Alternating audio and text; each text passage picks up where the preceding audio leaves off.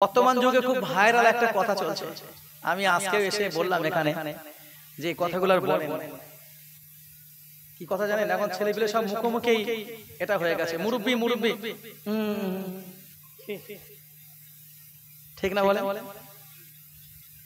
এই যে মুরব্বি মুরব্বি, এই মাদ্রাসার বাচ্চা থেকে শুরু করে, মক্তবের বাচ্চা থেকে শুরু করে, গাড়ির ড্রাইভার থেকে শুরু করে, মাঠে যারা কাজ করে তারা থেকে শুরু করে, যারা আলাই কাজ করে, জলকারে কাজ করে তারা থেকে শুরু করে, এমনকি স্টেজে বক্তা পর্যন্ত কি একটা মজা পেয়ে গেছে মুরব্বি মুরব্বি নাকি।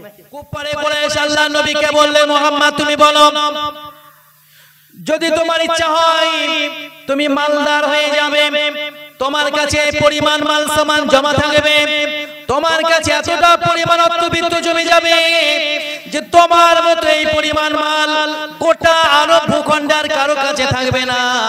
তাহলে আমরা তোমার কাছে তোমার কদমে এতটা পরিমাণে মাল জমা করে দেব, গোটা আরব ভূখণ্ডে তোমার মতো এমন বিত্তশালী মানুষ আর কেউ থাকবে না। আল্লাহ রাসূল সাল্লাল্লাহু আলাইহি সাল্লাম বলে, না না না না, আমার তো সম্পদশালী হওয়ার কোনো ইচ্ছা নেই, আমার তো কোনো মালের দরকার নেই, আমি আমার রব্বুল আলামিন আল্লাহ তাআলার কাছে আমি তো গরিবের জীবন চেয়ে নিয়েছি। আল্লাহু আকবার বলুন। কুফারে কুরাইশরা বলল, মুহাম্মদ তাহলে কি তোমার কোনো রোগ হয়েছে নাকি? যদি তোমার কোনো রোগ হয়, রোগের কবলে পড়ে মানুষ অনেক সময় উল্টো পাল্টা বলে, হয়তো তোমার এমন কোন জটিল রোগ হয়েছে যে রোগের কারণে তুমি এমন কথা বলছো। বাপ দাদা পূর্বপুরুষেরা যে ধর্ম পালন করে গেছে তুমি আজকে তার বিরোধিতা করছো। আরব ভূখণ্ডের মানুষেরা যে দেব দেবীগুলো পূজা অর্চনা করে তারা মৃত্যু হয়ে গেছে, তুমি তাদের ওই ধর্ম পালনটাকে বেকার ধর্ম বলছো, জাহান্নামের রাস্তা দিন পালন করা বলছো, এগুলো তাদেরকে নরকে নিয়ে গেছে, জাহান্নামে নিয়ে গেছে বলছো। মুহাম্মদ তোমার পূর্বপুরুষদের ভিতর থেকে, আরব ভূখণ্ডের ভিতর থেকে যারা দিন পালন করে চলে গেছে, তোমার বক্তব্য এই দিনগুলো একেবারে বেকার। এই কথাগুলো তুমি কি কোনো রোগের জন্য বলছো নাকি তুমি এমনি বলছো, নাকি তুমি ইচ্ছাই বলছো? যদি তোমার কোনো রোগ হয়ে থাকে যে রোগের জন্য তুমি ভুলভাল বলছো, উল্টো পাল্টা বলছো, তাহলে তুমি আমাদেরকে বলো, আমরা তোমার জন্য উন্নত চিকিৎসার ব্যবস্থা করে দেব। আল্লাহ রাসূল সাল্লাল্লাহু আলাইহি সাল্লাম বললেন, না না না না, আমার তো কোনো রোগ হয়নি যে রোগের জন্য আমি কথাগুলো বলছি, বরং আমি তো এই কথাগুলো বলছি আমার রবের হুকুম পালন করার জন্য। সুবহানাল্লাহ বলুন। এটা আমার উপরে দায়িত্ব, আমার রব্বুল আলামিন আল্লাহ তাআলা আমাকে বললেন, আয় আমার হাবিব, না না না না, বাল্লিগ, আপনি তাবলীগ করুন, আপনি পৌঁছে দিন। দিন পৌঁছানোর দায়িত্ব আমার আল্লাহ পাক আল্লাহ তাআলা আমাকে দিয়েছেন, তাই তো আমি দিনের প্রচার মানুষের কাছে করছি। আমার রব্বুল আলামিন আল্লাহ তাআলা আমাকে বললেন, ওয়া আনদির আশিরাতাকাল আকরাবিন। মুহাম্মদ সাল্লাল্লাহু আলাইহি সাল্লাম, তোমার দায়িত্ব হলো তুমি তোমার আত্মীয় স্বজনদের কাছে, তোমার নিকট আত্মীয়দের কাছে দিন পৌঁছে দেবে। আমি তো আমার রবের হুকুম পালন করছি মাত্র, আমার কোন রোগের জন্য আমি কথাগুলো বলছি, আমার কোন অসুস্থতার জন্য আমার ব্রেন বিগড়ে গেছে তার জন্য এগুলো বলছি। বিষয়গুলো কিন্তু এমনটা নয়, আমি সজ্ঞানে স্বেচ্ছায় আমার রবের হুকুম পালন করার জন্য এগুলো বলে যাচ্ছি। আর সবাই মিলে সুবহানাল্লাহ বলি। কুফারে কুরাইশরা বলল, মুহাম্মদ তাহলে তো তোমার কোনো রোগ নেই, এখন তুমি বলো দেখি, তুমি কি আরব ভূখণ্ডের কোন সুন্দরী একটা নারীকে বিবাহ করতে লোভ বেসেছে তুমি? তোমার কি কোনো নারীর প্রতি লোভ আছে? তুমি কি চাইছো এই আরব ভূখণ্ডের সব থেকে সুন্দরতম নারীকে তুমি বিবাহ করবে? তোমার মতো এত সুন্দরী নারী বিবি রূপে কারোর কাছে থাকবে না। তুমি আমাদেরকে বলো, আমি তোমাদের জন্য সব থেকে সুন্দরী নারী ব্যবস্থা করে দেব, তোমার মতো এত সুন্দর স্ত্রী আর কারোর কাছে থাকবে না। আল্লাহ নবী বলেন, না, আমার জন্য কোন সুন্দর নারীর ইচ্ছা নেই। আল্লাহু আকবার বলুন। আমার যদি এমন সুন্দরী নারীর ইচ্ছা থাকতো, সুন্দরী নারীর প্রতি যদি আমার লোভ থাকতো, তাহলে আমার এই 25 বছর বয়সে 2 বারে বিবাহ হওয়া হযরতে খাদিজাতুল কুবরার মতো এমন একজন রমণীকে আমি বিবাহ করতাম না। আল্লাহু আকবার বলুন। আমার ভিতরে কোনো সম্পদের লোভ নেই, আমার ভিতরে কোনো বাদশাহিত্বের লোভ নেই, আমার ভিতরে কোনো রোগ হয়নি, আমার প্রতি কোনো নারীর লোভ নেই। আমি যেগুলো করে যাচ্ছি এগুলো আমার রবের দায়িত্ব, আমার রবের পক্ষ থেকে আমার উপরে দায়িত্ব সত্য প্রচার করা, হকটাকে বলা। ওই জন্যই আমি আমার দায়িত্বটা পালন করছি। হাবিব নবী মুহাম্মদ রাসূলুল্লাহ সাল্লাল্লাহু আলাইহি ওয়াসাল্লামের ভালোবাসা প্রকাশ করার জন্য, রসুলকে আমাদের জীবন অপেক্ষা বেশি মূল্য দেওয়ার জন্য, আমাদের সারা দিনের পরিশ্রমের পরে যে ক্লান্তি ভাব এটাকে মনে না করে আমরা আমাদের কর্মব্যস্ততার বিষয়গুলোকে স্মরণে না রেখে তার প্রিয় হাবিব সাল্লাল্লাহু আলাইহি ওয়াসাল্লামের মহব্বত প্রকাশ করার জন্য আমরা একটি জান্নাতের পরিবেশে উপস্থিত হতে পেরেছি। যে মহান আল্লাহ পাক রব্বুল আলামিন আমাদিগকে এখানে উপস্থিতি হওয়ার এবং সেই সাথে সাথে পরকালীন সম্বল কিছু নেকি সঞ্চয় করার একটু সুযোগ মিলে দিয়েছেন, ওই রব্বুল আলামিনের শাহী দরবারে জানাই কৃতজ্ঞতা ও শুকরিয়া। সকলে জবান খুলে উচ্চ আওয়াজে রবের প্রশংসা করি, বলি সকলে আলহামদুলিল্লাহ। সবাই মিলে আওয়াজ দিয়ে বলি আলহামদুলিল্লাহ। তারই সাথে সাথে সমগ্র বিশ্বের অনন্ত কল্যাণ রাসূল আকরাম সাল্লাল্লাহু আলাইহি ওয়াসাল্লাম জানাকে আমার রব্বুল আলামিন আল্লাহ তাআলা গোটা মাখলুকাতের জন্য রহমত স্বরূপ প্রেরণ করেছেন। জানার সুপারিশ শাফাআত ছাড়া আমাদের জন্য জান্নাতের চিন্তা করা সম্ভব নয়। ওই হাবিব সাল্লাল্লাহু আলাইহি ওয়াসাল্লামের প্রতি জানাই অসংখ্য অগণিত দরুদ এবং সালাম, বলি সকলে সাল্লাল্লাহু আলাইহি ওয়াসাল্লাম। আমি আমার আলোচনা ইনশাআল্লাহুল আযীম আল্লাহ পাকের উপরে ভরসা করে আগিয়ে নিয়ে যেতে চেষ্টা করব। আমার নিজে থেকে তো কোনো কিছু বলার ক্ষমতা নেই, আল্লাহ পাক যেটা আমার দ্বারা বলিয়ে নেবেন। অনেক সময় মানুষের মনের ভিতরে একটা কিছু থাকে কিন্তু মুখে বার হয়ে যায় অন্য কিছু। বিষয়টা ঠিক এইরকমই, মানুষ বলতে চাইলেই বলতে পারবে এটা নয়, বরং মানুষের ইচ্ছা এবং আমার আল্লাহ পাক আল্লাহ তাআলা রব্বুল আলামিন তিনি ওই ইচ্ছার উপরে মানুষকে তার ভাব ব্যক্ত করার ক্ষমতা দেওয়া, নাকি নয়? এই যে আমরা কথা বলি, এই কথা বলার ক্ষমতা দিয়েছেন আমার আল্লাহ তাআলা। তো আল্লাহ পাকের করুণার উপরে ভরসা করে নির্ভর করেই কিছু কথা ইনশাআল্লাহ আপনাদের কাছে বলার চেষ্টা করব। তবে সকলের কাছে আমার সবিনয় নিবেদন, আলোচনা চলাকালীন কোনো অন্য মনস্ক হলে চলবে না। কেন নয় সেটাও বলি। যেহেতু এই মঞ্চগুলোকে তৈরি করা হয়, এটা অন্যান্য মঞ্চের মতো নয়।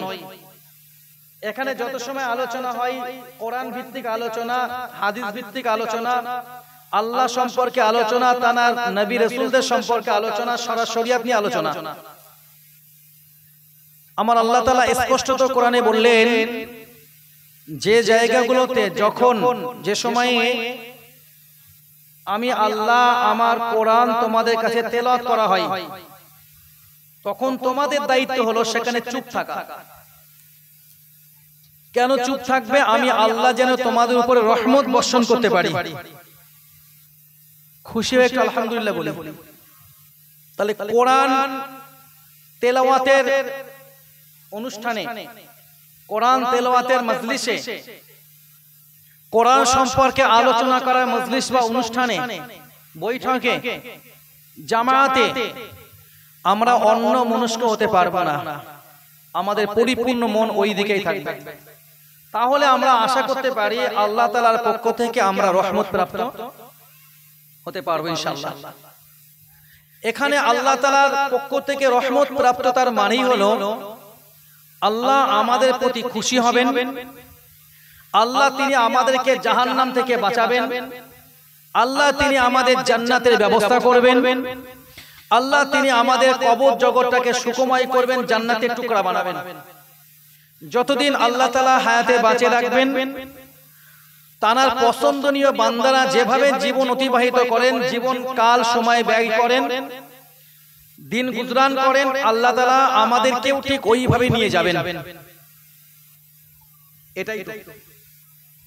ফলে আমার একান্ত নিবেদন, আমরা কোনো প্রকারের অন্য মনস্ক না হই। সামান্য একটা সময় অন্তত আল্লাহর দ্বীনের জন্য মাথা থেকে সবকিছু উড়িয়ে দিয়ে কিছু শোনার চেষ্টা করব। যতটুকু আলোচনা শুনবো যেন সেটাকে বাড়ি নিয়ে যেতে পারি, এবং সেগুলো যেন আমরা আমাদের জীবনে লালন করতে পারি, বাস্তবায়িত করতে পারি। এই মন ইনশাআল্লাহ আমাদের প্রত্যেকের আছে তো, ইনশাআল্লাহ। ইনশাআল্লাহ বর্তমান যুগে খুব ভাইরাল একটা কথা চলছে, আমি আজকে এসে বললাম এখানে যে কথাগুলোর বলেন। কি কথা জানেন? এখন ছেলেপিলে সব মুখোমুখি এটা হয়ে গেছে, মুরব্বি মুরব্বি,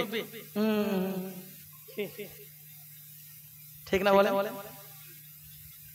এই যে মুরব্বি মুরব্বি, এই মাদ্রাসার বাচ্চা থেকে শুরু করে, মক্তবের বাচ্চা থেকে শুরু করে, গাড়ির ড্রাইভার থেকে শুরু করে, মাঠে যারা কাজ করে তারা থেকে শুরু করে, যারা আলাই কাজ করে, জলকারে কাজ করে তারা থেকে শুরু করে, এমনকি স্টেজে বক্তা পর্যন্ত কি একটা মজা পেয়ে গেছে মুরব্বি মুরব্বি নাকি?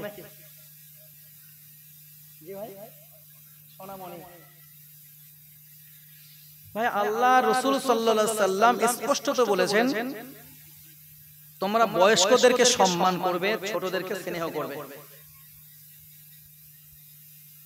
রাসূল তার নিজের ইচ্ছা মতো তো কোনো কথা বলেন না, আমার আল্লাহ যেটা বলেন, বলতে বলেন, রাসূল সেটাই বলেন। এটা তো আমাদের জানা। তো আমি যদি একজন মানুষকে, এই বসো, এই কোথায় যাচ্ছ, এই চাচা, নাউযুবিল্লাহ, এমনটা করি, তো স্বাভাবিকভাবে মানুষের কথা মানুষকে সবথেকে বেশি কষ্ট দেয়, তাই কি না? আল্লাহ রাসূল সাল্লাল্লাহু আলাইহি সাল্লাম হাদিস শরীফের ভিতরে বললেন, না না না না, ওই ব্যক্তিটা হলো প্রকৃত মুসলমান যে তার হাত দ্বারা এবং তার জবান দ্বারা অন্য কোন মুসলমানকে কষ্ট দেবে না। আল্লাহ রাসূল বলেন, আল মুসলিমু মান সালিমাল মুসলিমুনা মিন লিসানিহি ওয়া ইয়াদিহি, ওই মুসলমানটা প্রকৃত মুসলমান যার হাত থেকে অন্য কোন মুসলমানরা নিরাপত্তা পায় এবং তার জবান থেকে অন্য মুসলমানরা নিরাপত্তা পায়। তাহলে যে মুসলমান তার হাত দিয়ে কাউকে কষ্ট দেবে না, যে মুসলমান তার জবান দিয়ে কাউকে কষ্ট দেবে না, যার জবান থেকে এবং তার হাত থেকে অন্য মুসলমানরা নিরাপত্তা পাবে, ওই মুসলমানটাই হলো প্রকৃত মুসলমান। কার কথা? আল্লাহ রাসূলের কথা। সুতরাং রাসূল এটাও হাদিসে বললেন, ওয়াকুলুল খাইর আও ইয়াসমুত, ভালো কথা বলতে পারলে বলো, নতুবা চুপ থাকো। কার নির্দেশ? আল্লাহ রাসূলের। ভালো কথা বলতে পারলে বলো, নতুবা কি করো? চুপ থাকো। মান সাকাতা নাজা, যে চুপ থাকে সে নিরাপদ, যে চুপ থাকে সে কি? নিরাপদ। তো এই যে এত বড় একজন আলেমের দ্বীন, সমাজে তার প্রচুর গ্রহণযোগ্যতা, মুস্তাক ফায়েজি হুজুর, উনি উচ্চ পর্যায়ের একজন আলেম।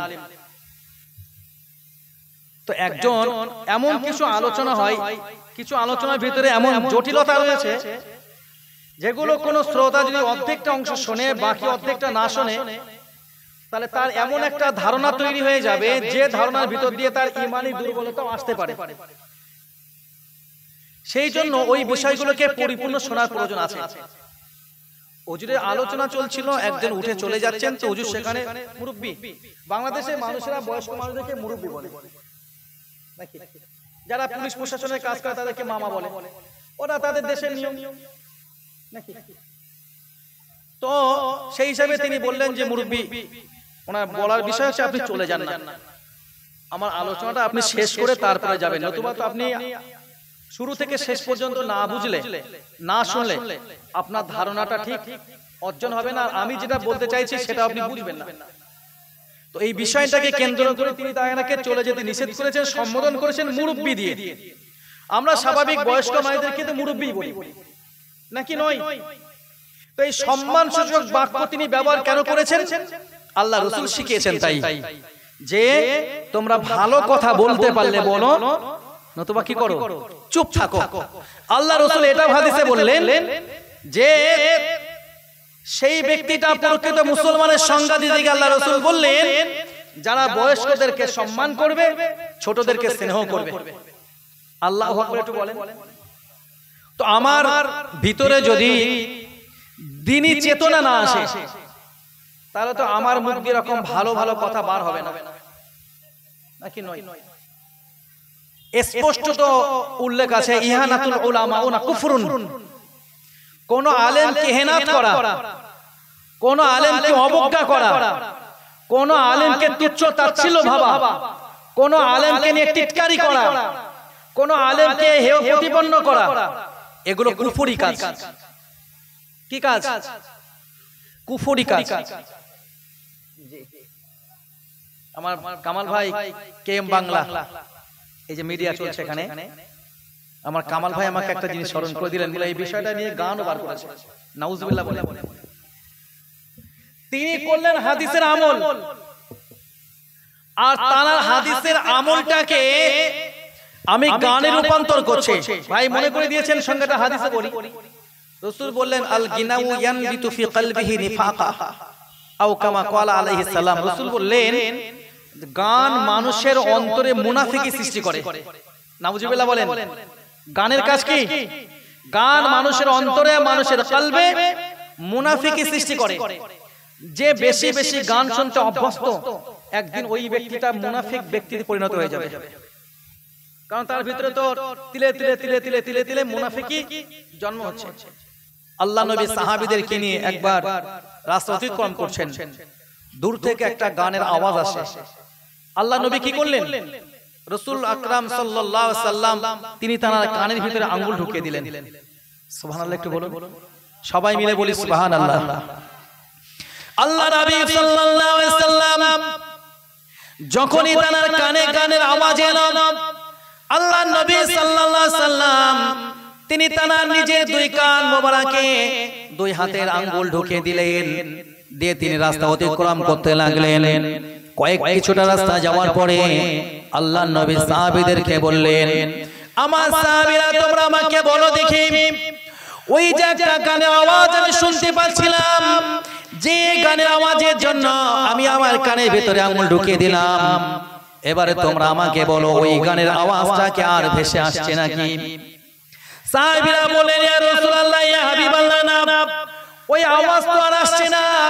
আল্লাহ নবী সাল্লাল্লাহু আলাইহি সাল্লাম এই কথাটি শোনার পরে নিজের কান মোবারক থেকে আঙ্গুল মোবারক বার করলেন। আল্লাহু আকবার বলুন। স্পষ্ট তো মনে হয়, প্রমাণ হয় আল্লাহ নবী গান পছন্দ করতেন না, তাই তো নাকি? নবী গান পছন্দ করতেন না বলে আল্লাহ নবী কানে আঙ্গুল দিলেন। আমরা এমন অনেক মুসলমানের সন্তান আছি, রাস্তাঘাটে চলার সময়, ট্রেনে বাসে চলার সময়, বাড়ির ভিতরে চিৎকার চেঁচামেচি থেকে বাঁচার জন্য কানের ভিতরে হেডফোন গুঁজে দিই ভালো করে গানটা শোনার জন্য, বাইরে গন্ডগোল যেন না আসে, কানে হেডফোন দিয়ে দিলাম, শুনতে সুবিধা হবে। এইরকম মুসলমান আছে আপনাদের এলাকায় না নেই? অহরহ আছে। এগুলো যদি আমি বলি যে ভাই আপনাদের এলাকার কথা বলছি না, আমার এলাকার কথা বলছি, না মিথ্যা বলা হবে। আলেমদের কাজ মিথ্যা নয়। আলেমদের কাজ কি? কখনোই তারা মিথ্যার কাছাকাছি যাবে না। কেন যাবে না? রাসূল বললেন, আয়াতুল মুনাফিকি সালাসা। একটা হাদিসে রাসূল বললেন মুনাফিকের নিদর্শন তিনটি। আরেকটা হাদিসে রাসূল বললেন আয়াতুল মুনাফিকি আরবাআ, মুনাফিকের নিদর্শন চারটি। তো যে হাদিসে রাসূল বললেন মুনাফিকের নিদর্শন তিনটি, আবার যে হাদিসে রাসূল বললেন মুনাফিকের নিদর্শন বা চিহ্ন চারটি, উভয় হাদিসে প্রথম রাসূল যে কথাটি বললেন সেটা হলো যখন সে কথা বলবে মিথ্যা বলবে। কথার সময় কি বলবে? মিথ্যা কথা বলবে। তো মিথ্যা কথা বলা এটা কিসের লক্ষণ? মুনাফিকের লক্ষণ। আর মুনাফিকের জায়গা কোথায়? ফি দারকিল আসফালি মিনান নার, জাহান্নামের সবথেকে নিচেই, সবথেকে নিচেই মুনাফিকের জায়গা। সুতরাং আমরা মুনাফিক হওয়ার চেষ্টা করব না, আমাদের কথার ভিতরে কোনো বক্রতা থাকবে না। ইমানদার বান্দাদের কাজ হলো, বিশেষ করে ওলামাদের কাজ হলো প্রত্যেকটা কথা সহজ সরল ভাবে সোজা রাস্তায় বলা। এখানে কোনো বক্রতা চলবে না। ইসলাম সহজ ভাবে কথা বলতে বলেছে। এর প্রমাণও কোরআনে আছে। আল্লাহ পাক রব্বুল আলামিন আল্লাহ পাকের হাবিব সাল্লাল্লাহু আলাইহি সাল্লাম যখন সাহাবীদেরকে নিয়ে বসতেন, এর দুরকম বর্ণনা পাওয়া যায় যে রাসূল আকরাম সাল্লাল্লাহু আলাইহি সাল্লাম রাস্তা দিয়ে চলছেন, তো সাহাবীরা আল্লাহর নবীকে ডাকতেন রয়িনা বলে। রয়িনা শব্দের দুরকম অর্থ হয়। একটা অর্থ হলো, হে রাসূল আপনি আমাদের দিকে তাকান, আপনি আমাদের প্রতি দৃষ্টি নিক্ষেপ করুন, আপনি আমাদের প্রতি খেয়াল করুন। এর আর একটা খারাপ অর্থ আছে। কি অর্থ? খারাপ অর্থ আছে। খারাপ অর্থটা কি? হে আমাদের রাখাল। এই রয়িনা শব্দের অর্থ কয়টা? দুটো। একটা কি, আপনি আমাদের দিকে দৃষ্টি নিক্ষেপ করুন, আপনি আমাদের প্রতি গুরুত্ব দিন, আপনি আমাদের দিকে তাকান। আর একটা অর্থ দাঁড়ায়, হে আমাদের রাখাল। আল্লাহ নবী সাল্লাল্লাহু আলাইহি সাল্লাম যখন সাহাবীদেরকে নিয়ে দ্বীনে তালিম দিতেন, নবী যখন সাহাবীদের কাছে দ্বীনের কথা বলতেন, যে কথাগুলো সাহাবীদেরকে বুঝতে অসুবিধা হতো, আল্লাহ রাসূল সাল্লাল্লাহু আলাইহি সাল্লামকে লক্ষ্য করে বলতেন, রয়িনা, ইয়া রাসূলুল্লাহ সাল্লাল্লাহু আলাইহি সাল্লাম আপনি আমাদের প্রতি গুরুত্ব দিন, আপনি আমাদের প্রতি একটু দৃষ্টি নিক্ষেপ করুন। ইয়া রাসূলুল্লাহ ওই কথাটা আমরা ঠিকঠাক বুঝতে পারলাম না, আপনি আমাদেরকে একটু বুঝিয়ে দিন। আল্লাহু আকবার বলুন। হাদিস শরীফের ভিতর উল্লেখ আছে, দয়ার হাবিব মুহাম্মদ রাসূলুল্লাহ সাল্লাল্লাহু আলাইহি ওয়াসাল্লাম আল্লাহর নবী যখন কোনো কথা বলতেন সাহাবীদেরকে নিয়ে, আল্লাহর নবী একই কথা তিন রকম ভাবে বলতেন। কত রকম ভাবে? তিন রকম ভাবে একই কথা রাসূল তিনবার বলতেন। কেন বলতেন? যাতে করে মজলিসের সমস্ত মানুষ রাসূলের কথাগুলোকে ঠিকঠাক করে বুঝে নিতে পারেন। সুবহানাল্লাহ বলুন। রাসূলের কথা সাহাবীরা যেন ঠিকঠাক বুঝে নিতে পারেন। রাসূল তো সরাসরি সাহাবীদের কাছে দ্বীনের কথা বলছেন, আর দ্বীনটাকে সাহাবীদেরকে নির্ভুলের সঙ্গে ঠিকঠাক ভাবে সঠিক রূপে তাদেরকে বুঝতেই হবে। তাই রাসূল একই কথা প্রয়োজনে কবার বলতেন? তিনবার করে বলতেন। তো সাহাবীরা আল্লাহ রাসূল সাল্লাল্লাহু আলাইহি ওয়াসাল্লামের প্রতি আবেদন রাখতেন, ইয়া রাসূলুল্লাহ আপনি আমাদের প্রতি দৃষ্টি নিক্ষেপ করুন, আপনি আমাদের ব্যাপারে গুরুত্ব দিন, আপনি আমাদের দিকে তাকান।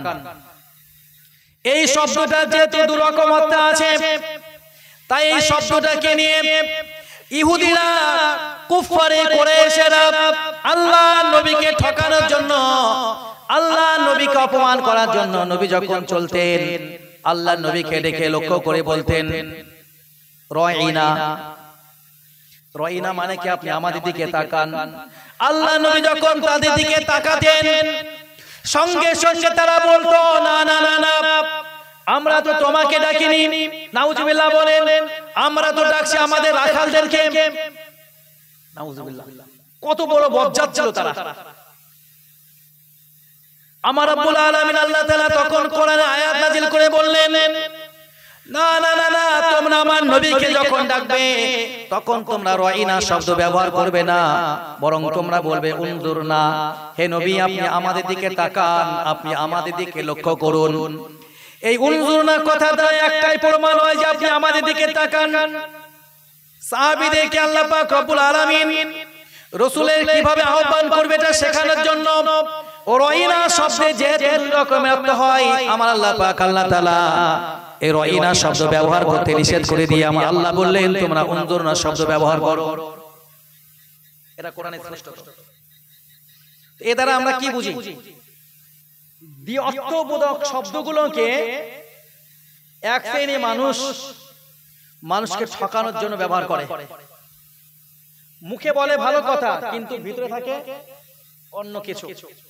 আমরা কিন্তু এটা কখনোই করতে পারবো না। আলেমদের ব্যাপারে অত্যন্ত সতর্কতা অবলম্বন করতে হবে।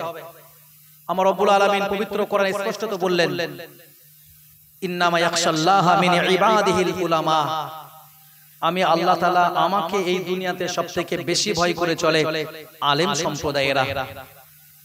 খুশি সুবহানাল্লাহ বলুন। রাসূল বললেন আল উলামা ওয়ারাসাতুল আম্বিয়া, আলেমরা হলেন নবীদের ওয়ারিস বা উত্তরাধিকারী। সুবহানাল্লাহ বলুন।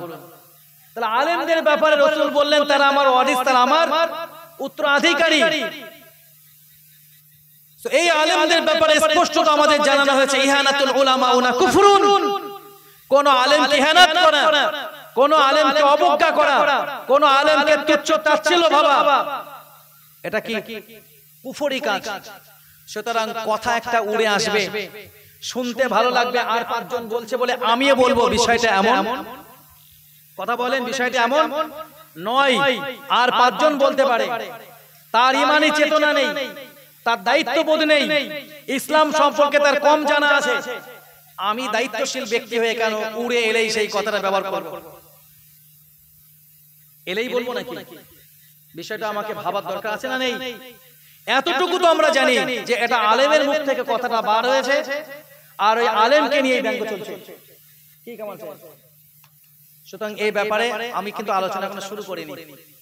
এই বিষয়টা আপনাদেরকে সতর্ক করার জন্য বললাম, আলেমদের ব্যাপারে কিন্তু সতর্ক থাকবেন। আল্লাহ রাসূল সাল্লাল্লাহু আলাইহি ওয়াসাল্লাম একটি হাদিস শরীফের ভিতরে বললেন, ইয়াশফাউ ইয়াউমাল কিয়ামাতি সালাসা, কিয়ামতের দিন আল্লাহ তাআলার কাছে তিন শ্রেণী ব্যক্তি সুপারিশ করবেন। সুবহানাল্লাহ বলুন। আল আম্বিয়া, সুপারিশ করবেন সমস্ত নবীরা। ওয়াল উলামা, সুপারিশ করবেন আলিম সম্প্রদায়েরা। অশুহাদা, সুপারিশ করবেন আল্লাহ রাস্তায়, আল্লাহ দ্বীনের রাস্তায় যারা শাহাদাত বরণ করেছেন, শহীদ হয়ে গেছেন তারা। তো এই যে আল্লাহ তাআলার কাছে সুপারিশ করবেন বলে রাসূল যাদের ব্যাপারে বললেন যে তিন শ্রেণীকে আল্লাহ রাসূল স্পষ্ট করলেন, তাদের ভিতরে কিন্তু নবীদের পরের স্থান আলেমদের। কাদের? আলেমদের। সুতরাং আলেমদের ব্যাপারে আমরা জবান খুলতে সতর্ক থাকবো না, থাকবো না? আমি আপনাদের অনুরোধ করে যাব আজকে, আমার সেই ছোট ছোট সোনার মানিক থেকে শুরু করে, আমার সমবয়স্ক থেকে শুরু করে, আর বয়োজ্যেষ্ঠ থেকে শুরু করে, আমার মায়েরা বোনেরা থেকে শুরু করে প্রত্যেককে বলবো, আমরা আর কোনোদিন এই কথাটা, এই মুরব্বি মুরব্বি উহু এই কথাটা আর আমরা ইনশাআল্লাহ আমাদের জবানে ব্যবহার করব না? ইনশাআল্লাহ ওয়াদা করছেন তো? ইনশাআল্লাহ সবাই মিলে একটু বলেন। আপনারা তো করেন না, তারপরেও আপনাদের দায়িত্ব আছে। কি দায়িত্ব? আপনার সামনে আপনার নাতিটা বলছে, আপনার সামনে আপনার ছেলেটা বলছে, আপনার সামনে আপনার মেয়েটা বলছে, সেখানে তো আপনার দায়িত্ব আছে না? তাকে রোকার। ইনশাআল্লাহ আমরা নিজেরা এই কথাটা আর বলবো না, এবং আমরা যদি আমাদের সামনে কেউ বলে চেষ্টা করব সেজন্য এই কথাটি না বলে, তার জন্য আমার জায়গা থেকে যতটা সম্ভব আমি চেষ্টা করব। করতে পারবো ইনশাআল্লাহ?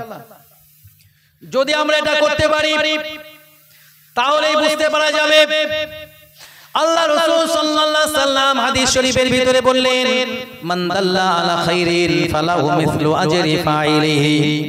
আল্লাহ তাআলা যে বান্দাটা কোন মানুষের জন্য কল্যাণকর কাজের একটা রাস্তা দেখিয়ে দেবে, ভালো কাজের কোন রাস্তা দেখিয়ে দেবে, আমার রব্বুল আলামিন আল্লাহ তাআলা ওই ভালো কাজটা করার জন্য আল্লাহ তাআলা তাকে যে পরিমাণ নেকি দান করবেন, যে পরিমাণ পুরস্কার দেবেন, যে ব্যক্তিটা রাস্তা দেখিয়ে দিল তার জন্য আমার আল্লাহ তাআলা সম পরিমাণ নেকির ব্যবস্থা করে দেবেন।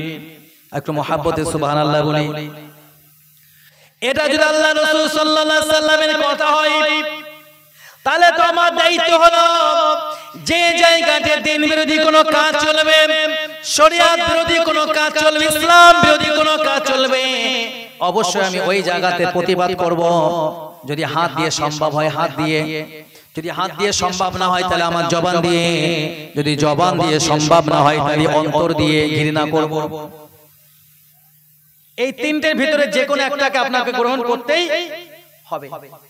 অন্যায়ের সঙ্গে কোনো আপোষ ইসলাম করতে বলেনি। অন্যায়ের সঙ্গে কোনো আপোষ ইসলাম করতে বলেনি। আল্লাহ রাসূল সাল্লাল্লাহু আলাইহি ওয়াসাল্লাম তিনি যখন দ্বীনের প্রচার শুরু করেছিলেন, এটা আপনাদের অনেকেরই জানা, কুফারে কুরাইশরা আল্লাহ রাসূল সাল্লাল্লাহু আলাইহি ওয়াসাল্লামকে অনেক রকমের প্রলোভন দেখিয়েছিল। মনে পড়ে আপনাদের? একটা প্রলোভন কি? মুহাম্মদ, তুমি যদি মনে করো যে তুমি আরবের বাদশা হবে, তো আমরা তোমাকে আমাদের বাদশা বানিয়ে নেব, তোমাকে আমরা আমাদের বাদশা রূপে মানব, আমরা তোমার প্রজা হয়ে যাব। তো তুমি এই যে কথাগুলো বলছো, সত্যি তোমার কি বাদশা হওয়ার শখ নাকি? আল্লাহ রাসূল কি বলে, না না না, আমার তো কোনো বাদশা হওয়ার কোনো ইচ্ছাই নেই। সুবহানাল্লাহ।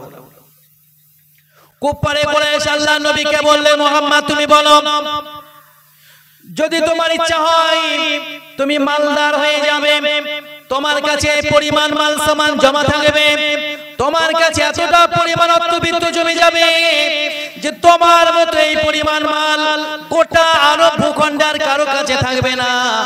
তাহলে আমরা তোমার কাছে তোমার কদমে এতটা পরিমাণে মাল জমা করে দেব, গোটা আরব ভূখণ্ডে তোমার মতো এমন বিত্তশালী মানুষ আর কেউ থাকবে না। আল্লাহ রাসূল সাল্লাল্লাহু আলাইহি সাল্লাম বলে, না না না না, আমার তো সম্পদশালী হওয়ার কোনো ইচ্ছা নেই, আমার তো কোনো মালের দরকার নেই, আমি আমার রব্বুল আলামিন আল্লাহ তাআলার কাছে আমি তো গরিবের জীবন চেয়ে নিয়েছি। আল্লাহু আকবার বলুন। কুফারে কুরাইশরা বলল, মুহাম্মদ তাহলে কি তোমার কোনো রোগ হয়েছে নাকি? যদি তোমার কোনো রোগ হয়, রোগের কবলে পড়ে মানুষ অনেক সময় উল্টো পাল্টা বলে, হয়তো তোমার এমন কোন জটিল রোগ হয়েছে যে রোগের কারণে তুমি এমন কথা বলছো। বাপ দাদা পূর্বপুরুষেরা যে ধর্ম পালন করে গেছে তুমি আজকে তার বিরোধিতা করছো। আরব ভূখণ্ডের মানুষেরা যে দেবদেবীগুলো পূজা অর্চনা করে তারা মৃত্যু হয়ে গেছে, তুমি তাদের ওই ধর্ম পালনটাকে বেকার ধর্ম বলছো, জাহান্নামের রাস্তা দিন পালন করা বলছো, এগুলো তাদেরকে নরকে নিয়ে গেছে, জাহান্নামে নিয়ে গেছে বলছো। মুহাম্মদ তোমার পূর্বপুরুষদের ভিতর থেকে আরব ভূখণ্ডের ভিতর থেকে যারা দিন পালন করে চলে গেছে, তোমার বক্তব্য এই দিনগুলো একেবারে বেকার। এই কথাগুলো তুমি কি কোনো রোগের জন্য বলছো নাকি তুমি এমনি বলছো নাকি তুমি ইচ্ছাই বলছো? যদি তোমার কোনো রোগ হয়ে থাকে যে রোগের জন্য তুমি ভুলভাল বলছো, উল্টো পাল্টা বলছো, তাহলে তুমি আমাদেরকে বলো, আমরা তোমার জন্য উন্নত চিকিৎসার ব্যবস্থা করে দেব। আল্লাহ রাসূল সাল্লাল্লাহু আলাইহি সাল্লাম বললেন, না না না না, আমার তো কোনো রোগ হয়নি যে রোগের জন্য আমি কথাগুলো বলছি, বরং আমি তো এই কথাগুলো বলছি আমার রবের হুকুম পালন করার জন্য। সুবহানাল্লাহ বলুন। এটা আমার উপরে দায়িত্ব, আমার রব্বুল আলামিন আল্লাহ তাআলা আমাকে বললেন, আয় আমার হাবিব, না না না না, বাল্লিগ, আপনি তাবলীগ করুন, আপনি পৌঁছে দিন। দিন পৌঁছানোর দায়িত্ব আমার আল্লাহ পাক আল্লাহ তাআলা আমাকে দিয়েছেন, তাই তো আমি দিনের প্রচার মানুষের কাছে করছি। আমার রব্বুল আলামিন আল্লাহ তাআলা আমাকে বললেন, ও আনদির আশিরাতাকাল আকরাবিন, মুহাম্মদ সাল্লাল্লাহু আলাইহি সাল্লাম তোমার দায়িত্ব হলো তুমি তোমার আত্মীয় স্বজনদের কাছে, তোমার নিকট আত্মীয়দের কাছে দিন পৌঁছে দেবে। আমি তো আমার রবের হুকুম পালন করছি মাত্র, আমার কোন রোগের জন্য আমি কথাগুলো বলছি, আমার কোন অসুস্থতার জন্য, আমার ব্রেন বিগড়ে গেছে তার জন্য এগুলো বলছি। বিষয়গুলো কিন্তু এমনটা নয়, আমি সজ্ঞানে স্বেচ্ছায় আমার রবের হুকুম পালন করার জন্য এগুলো বলে যাচ্ছি। আর সবাই মিলে সুবহানাল্লাহ বলি।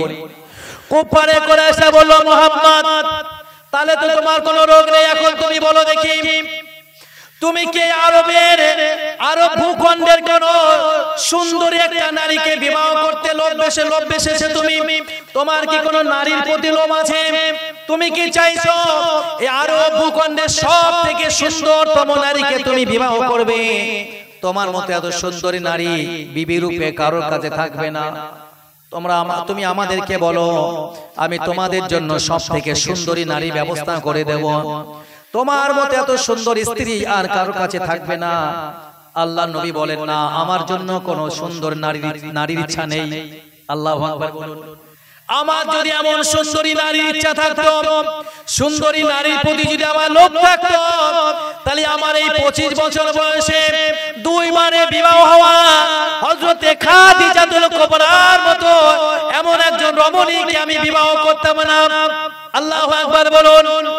আমার ভিতরে কোনো সম্পদের লোভ নেই, আমার ভিতরে কোনো ব্যবসায়িত্বের লোভ নেই, আমার ভিতরে কোনো রোগ হয়নি, আমার প্রতি কোনো নারীর লোভ নেই। আমি যেগুলো করে যাচ্ছি এগুলো আমার রবের দায়িত্ব, আমার রবের পক্ষ থেকে আমার উপরে দায়িত্ব সত্য প্রচার করা, হকটাকে বলা। ওই জন্যই আমি আমার দায়িত্বটা পালন করছি। একটু খুশি সুবহানাল্লাহ বলেন তো। রাসূল আকরাম সাল্লাল্লাহু আলাইহি সাল্লাম এলেন কেন? সত্য আর মিথ্যা এই বিষয়টাকে কি করতে?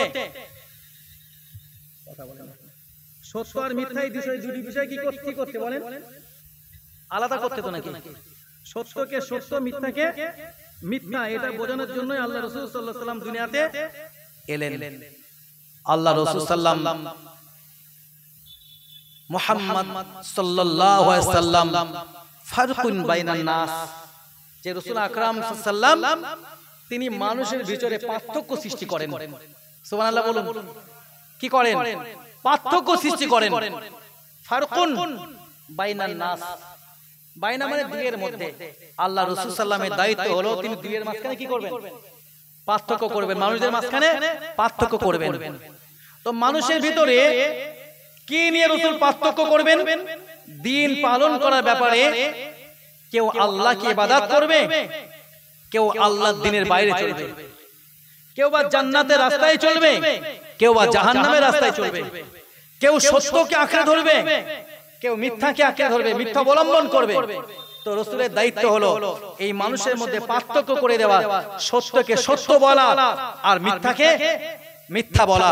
তোমরা এই যে রাস্তাটা চলছো এটা তোমাদের জন্য উন্নতির রাস্তা, এটা তোমাদেরকে তোমার রবের খুশি করার রাস্তা, এই রাস্তাটা তোমাদেরকে জান্নাতে নিয়ে যাওয়ার রাস্তা, এই রাস্তাটা তোমাদের কবরগুলোকে জান্নাতের টুকরায় পরিণত হওয়ার রাস্তা। এই রাস্তাটা আল্লাহ তাআলার কাছে কিয়ামতের দিনে হিসাবের সময় তোমার বিচারটাকে সহজ করে আল্লাহ জান্নাতে পৌঁছায় দেওয়ার রাস্তা, রাসূলের সুপারিশ পাওয়ার রাস্তা।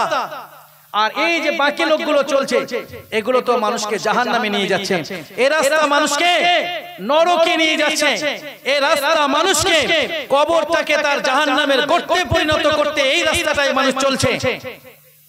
এই রাস্তায় চললে মানুষ রাসূলের সুপারিশ পাবে না। রাসূল এই সত্য বিষয়টা মানুষের কাছে বলে গেছেন।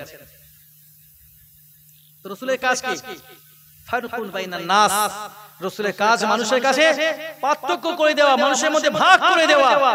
অর্থাৎ মানুষ যে দিন পালন করছে, যে রাস্তায় চলছে, এই রাস্তার ভিতরে কোনটা সত্য আর কোনটা মিথ্যা, এটা রাসূল আকরাম সাল্লাল্লাহু আলাইহি ওয়াসাল্লাম স্পষ্টত মানুষের কাছে ব্যক্ত করে গেছেন। রাসূল কি আর দুনিয়াতে আছেন? সবাই মিলে বলে আল্লাহ রাসূল হায়াতুন নবী, এটা আমাদের বিশ্বাস। রাসূল আকরাম সাল্লাল্লাহু আলাইহি ওয়াসাল্লাম দুনিয়া থেকে বিদায় নেওয়ার পরে আমার আল্লাহ তানা রূহ আবার তানাকে ফেরত দিয়েছেন। খুশি নয় আপনারা বলেন সুবহানাল্লাহ বলুন সবাই মিলে, একটু রবের দরবারে আল্লাহু আকবার বলি। এটা রাসূলের পদমর্যাদা। রাসূল বলেন আল আমবিয়া কুল্লুহুম আহইয়াউন ফি কুবুরিহিম, সমস্ত নবীরা তাদের কবরের ভিতরে জীবিত। একটু মুহাব্বতে সুবহানাল্লাহ। তো আল্লাহ রাসূল সাল্লাল্লাহু আলাইহি সাল্লাম দুনিয়া থেকে বিদায় নিয়েছেন, নবী বা রাসূল কিন্তু দুনিয়াতে আসবে না। এখন যদি কেউ আমাদের কাছে এসে নবুয়তের দাবি করে যে আমিও নবী, আমরা তার কাছে কোনো অলৌকিক ঘটনা চাইবো? সবাই মিলে বলেন চাইবো? সে যে নবী তার জন্য কিছু প্রমাণ দেখাক, এই প্রমাণ চাইবো? কোশ্চেন কালেও চাইবো না। কেন চাইবো না? আমাদের বিশ্বাস যে আল্লাহ রাসূল সাল্লাল্লাহু আলাইহি সাল্লামকে দিয়েই আমার আল্লাহ তাআলা নবুয়তটাকে, রিসালাতটাকে স্টপ করে দিয়েছেন। নবী আর দুনিয়াতে কেউ আসবেই না। ফলে যেই নবী দাবি করুক না কেন তার কাছে কোনো অলৌকিক ঘটনা, কোনো মুজিজা চাইবো না। সে যে নবী এমন কোন প্রমাণ তার কাছে আমরা খুঁজবো না। এক কথায় আমরা বলে দেব সে মিথ্যাবাদী, তাই তো নাকি? তো নবী দুনিয়াতে আসবেন না, কিন্তু নবীর কাজ তো দুনিয়ায় চলবে নাকি চলবে না? চলবে। কিভাবে? আল্লাহ রাসূল ওই হাদিসটাই আল উলামা ওয়ারাসাতুল আম্বিয়া, আলেমরা হলেন নবীদের ওয়ারিস বা উত্তরাধিকারী। এটা খুশি সুবহানাল্লাহ বলেন। আল্লাহ রাসূল সাল্লাল্লাহু আলাইহি একটি হাদিস আছে, উলামা উম্মতি কা আম্বিয়াই বানি ইসরাইল, আমার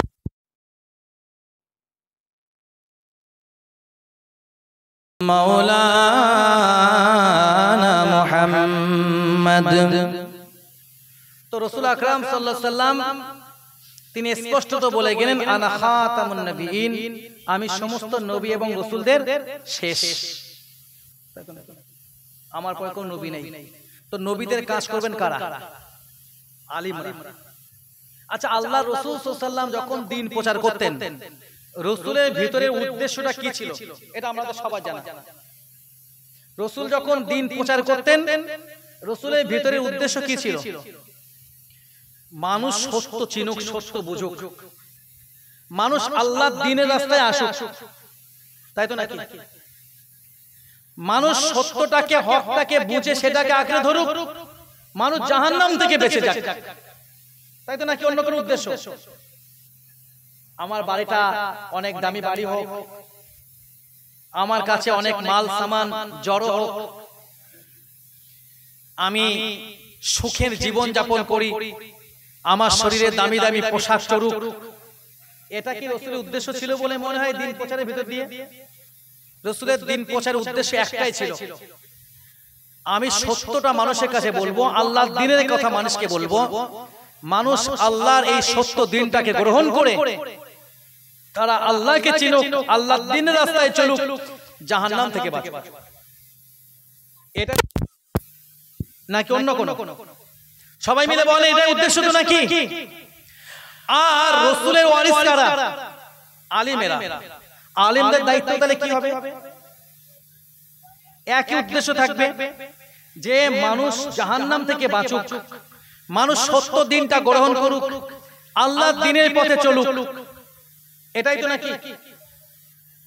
যদি আলেমদের ভিতরে উদ্দেশ্য এটা থাকে, দ্বীনের কথা আমি বলবো, রাসূল যে কথাগুলো বলেছেন ওটাই বলবো, তবে রাসূলের উদ্দেশ্য ছিল মানুষ সত্য বুঝে দ্বীনের পথে আসুক, আর আমি রাসূলের ওই কথাটা বলবো, মানুষ দ্বীনের কথা শুনুক, মানুক আর না মানুক, কিছু কষ্ট করে আমাকে দিয়ে পটপট বাড়ি করে বাড়ি যাবে। এই চিন্তার সঙ্গে রাসূলের ওই কাজের সঙ্গে কোনো মিল থাকবে? যদি এই চিন্তা নিয়ে কেউ চলে, তাহলে আমরা ইসলাম অনুসারী হিসাবে তাদের সঙ্গে চলতে পারবো? বিবেক দিয়ে বুঝতে হবে, কেন চলতে পারবো না? রাসূলের উদ্দেশ্য ছিল দ্বীন প্রচার করবেন, দুনিয়ার কোনো স্বার্থের জন্য নয়, কেবলমাত্র আল্লাহর দ্বীনের স্বার্থে, তাই তো নাকি? আমাদের ভিতরেও দ্বীনের প্রচার থাকবে একই উদ্দেশ্যে, দুনিয়ার কোনো স্বার্থ নয়, বরং পরকালের চিন্তা, ইসলামের চিন্তাই। যদি আমার ভিতরে এই চেতনা তৈরি না হয়, এই বিষয়টা যদি আমার ভিতরে না আসে, তাহলে আমি এখনো পর্যন্ত আল্লাহ রাসূল সাল্লাল্লাহু আলাইহি ওয়াসাল্লামের যে প্রকৃত ওয়ারিস কারে বলে, আমি ওই ওয়ারিসে এখনো পর্যন্ত পরিণত হতে পারলাম না। বর্তমান যুগে খুব প্রয়োজন হয়ে গেছে আলিম এবং উলামা সমাজ এই বিষয়টাকে নিয়ে আলোচনা করা। আলিম এবং উলামা সমাজ সবাই নয়, তবে অধিকাংশদের উদ্দেশ্য হয়ে গেছে শুধুমাত্র দুনিয়াতে কিছু কামিয়ে নেওয়া যায়। বেশিরভাগ ভালো তো অবশ্যই আছেন, কিয়ামত পর্যন্ত থাকবেন, যদি ভালো না থাকেন তাহলে তো সবকিছু ভেঙে পড়ে যাবে, নাকি নয়? তবে এই ভালোদের সংখ্যা বর্তমানে খুব কম হয়ে গেছে। আমাদের উদ্দেশ্য থাকবে যে আমরাও ওই ভালোদেরকে খুঁজে নেওয়ার চেষ্টা করব ইনশাআল্লাহ। ভালো গলার বিচার করে লাভ নেই, ভালো পরিবার বিচার করে লাভ নেই, ভালো বংশ বিচার করে লাভ নেই, ভালো বিত্তশালী বিচার করে লাভ নেই, ভালো পোশাক পরে আসে, দামি গাড়ি নিয়ে আসে, এই বিচার করার লাভ নেই। আমাকে বিচার করতে হবে এই আলিমটা কতটা দ্বীনের উপরে প্রতিষ্ঠিত আগে দেখি, তার কথার সঙ্গে কাজের মিল খুঁজে পাওয়া যায় কিনা আগে দেখি। যার কথার সঙ্গে কাজের মিললেই তার কোনো আলোচনা শ্রোতাদের উপরে প্রভাব বিস্তার করবে না, প্রভাব ফেলবে না, তার কোনো তাসিরই হবে না। এই আলোচনার উপরে তাসির ফেলার জন্য যেটা দরকার সেটা হলো আলেমের মুখ, আলেমের জবান, আলেমের খাদ্য খাবার, আলেমের চালচলন সবগুলোকে পরিপূর্ণ রাসূল আকরাম সাল্লাল্লাহু আলাইহি ওয়াসাল্লামের সুন্নাত তরিকা অনুযায়ী চলতে হবে, কোনোভাবে সুন্নাত বর্জন করা যাবে না। আল্লাহ রাসূল সাল্লাল্লাহু আলাইহি ওয়াসাল্লাম মক্কা শরীফ থেকে যখন মদিনাতে চলে গেলেন হিজরত করে, এক পর্যায়ে আল্লাহ নবী সাল্লাল্লাহু আলাইহি ওয়াসাল্লাম উমরা কার্য সম্পন্ন করার জন্য নিজের সঙ্গে কোন জায়গায় বলা হয়েছে 1300 সাহাবীদেরকে, কোন জায়গায় বলা হলো 1400 সাহাবী, কোন জায়গায় বলা হয়েছে না 1500 সাহাবীকে নিয়ে আল্লাহ নবী সাল্লাল্লাহু আলাইহি ওয়াসাল্লাম মক্কা অভিমুখে রওনা দিলেন, উমরা করবেন। আল্লাহ নবী যখন হুদায়বিয়া নামক জায়গাতে পৌঁছে গেলেন, কুফারি কুরাইশেরা আল্লাহ হাবিব সাল্লাল্লাহু আলাইহি সাল্লামকে ওই জায়গাতে আটকে দিলেন। আল্লাহ রাসূল সাল্লাল্লাহু আলাইহি সাল্লামকে কুফারি কুরাইশরা আটকে দিল।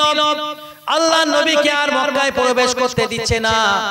আল্লাহ রাসূল সাল্লাল্লাহু হুদায়বিয়া নামক জায়গাতে আটকা পড়লেন সাহাবীদেরকে নিয়ে। এক পর্যায়ে আল্লাহ নবী সাল্লাল্লাহু আলাইহি ওয়াসাল্লাম হযরত উসমান গনি রাদিয়াল্লাহু তাআলা নুকে কুফারে কুরাইশদের কাছে পাঠিয়ে দিলেন তাদের সঙ্গে আলোচনা করার জন্য। উসমান গনি রাদিয়াল্লাহু তাআলা কুফারে কুরাইশদের কাছে পৌঁছালেন। রাতের বেলাতে তিনি তার চাচাতো ভাইয়ের কাছে থাকলেন। সকাল যখন হয়ে গেল, আল্লাহ নবীর প্রিয় সাহাবা হযরত উসমান গনি রাদিয়াল্লাহু তাআলা তিনি তার চাচাতো ভাইয়ের ঘর থেকে বার হলেন।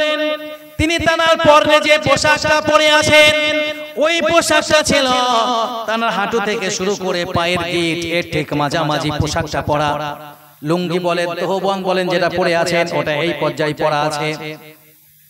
হযরত উসমান রাদিয়াল্লাহু তাআলা কে লক্ষ্য করে তার চাচাতো ভাই বলল, উসমান, এই মক্কা সম্ভ্রান্ত লোকেরা, দায়িত্বশীল লোকেরা, তাদের ভিতরে একটা অভ্যাস আছে, যারা তাদের ইজারগুলোকে, যারা তাদের কাপড়গুলোকে, যারা তাদের লুঙ্গিগুলোকে যত বেশি ঝুলিয়ে পড়তে পারে, যারা তাদের পোশাকগুলো যত বেশি ঝুলিয়ে পড়ে, মক্কার মানুষেরা তাদেরকে তত বেশি সম্মান দেয়, তাদেরকে তত বেশি সম্মানিত মনে করে।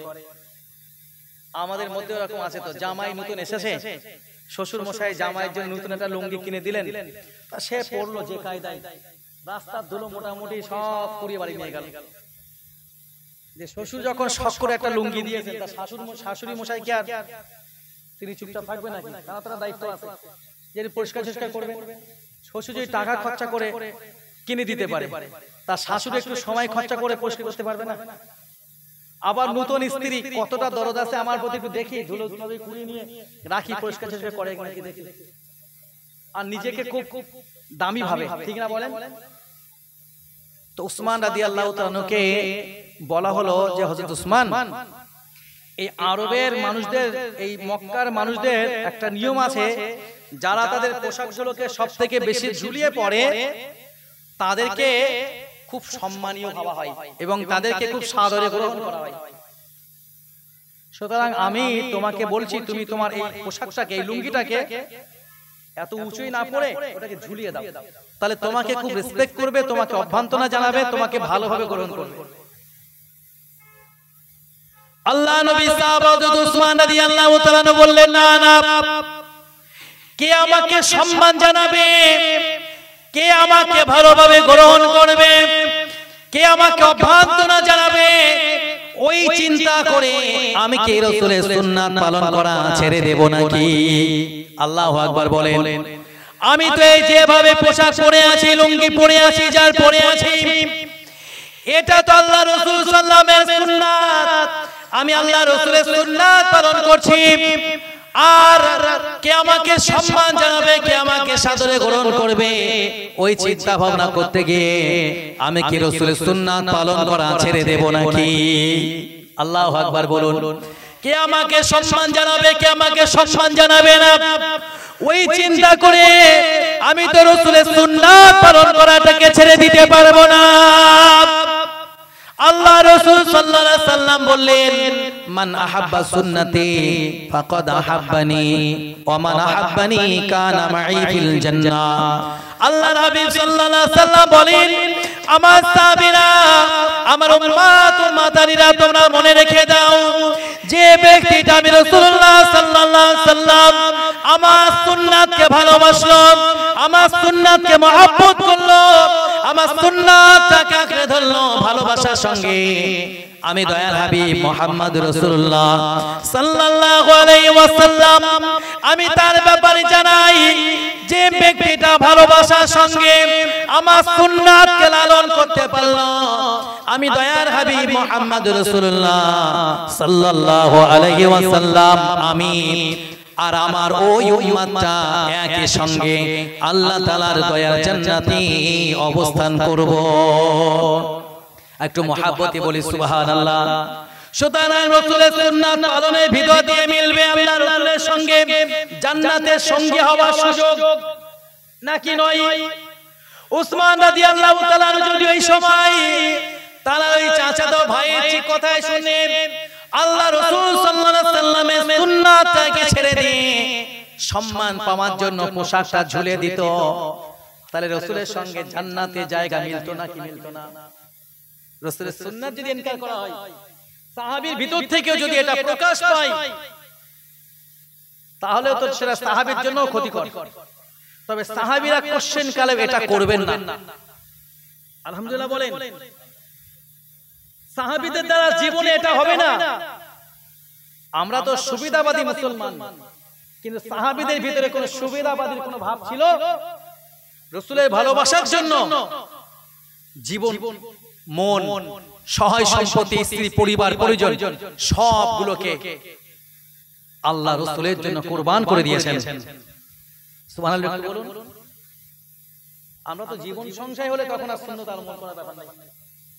আর সাহাবীদের ভিতরে জীবনের বিষয় এলেও, হায়াত এবং মাউত এই দুটো বিষয়ের মধ্যে পড়ে গেলেও কোনো বিষয় চিন্তা করেননি। আল্লাহু আকবার বলেন।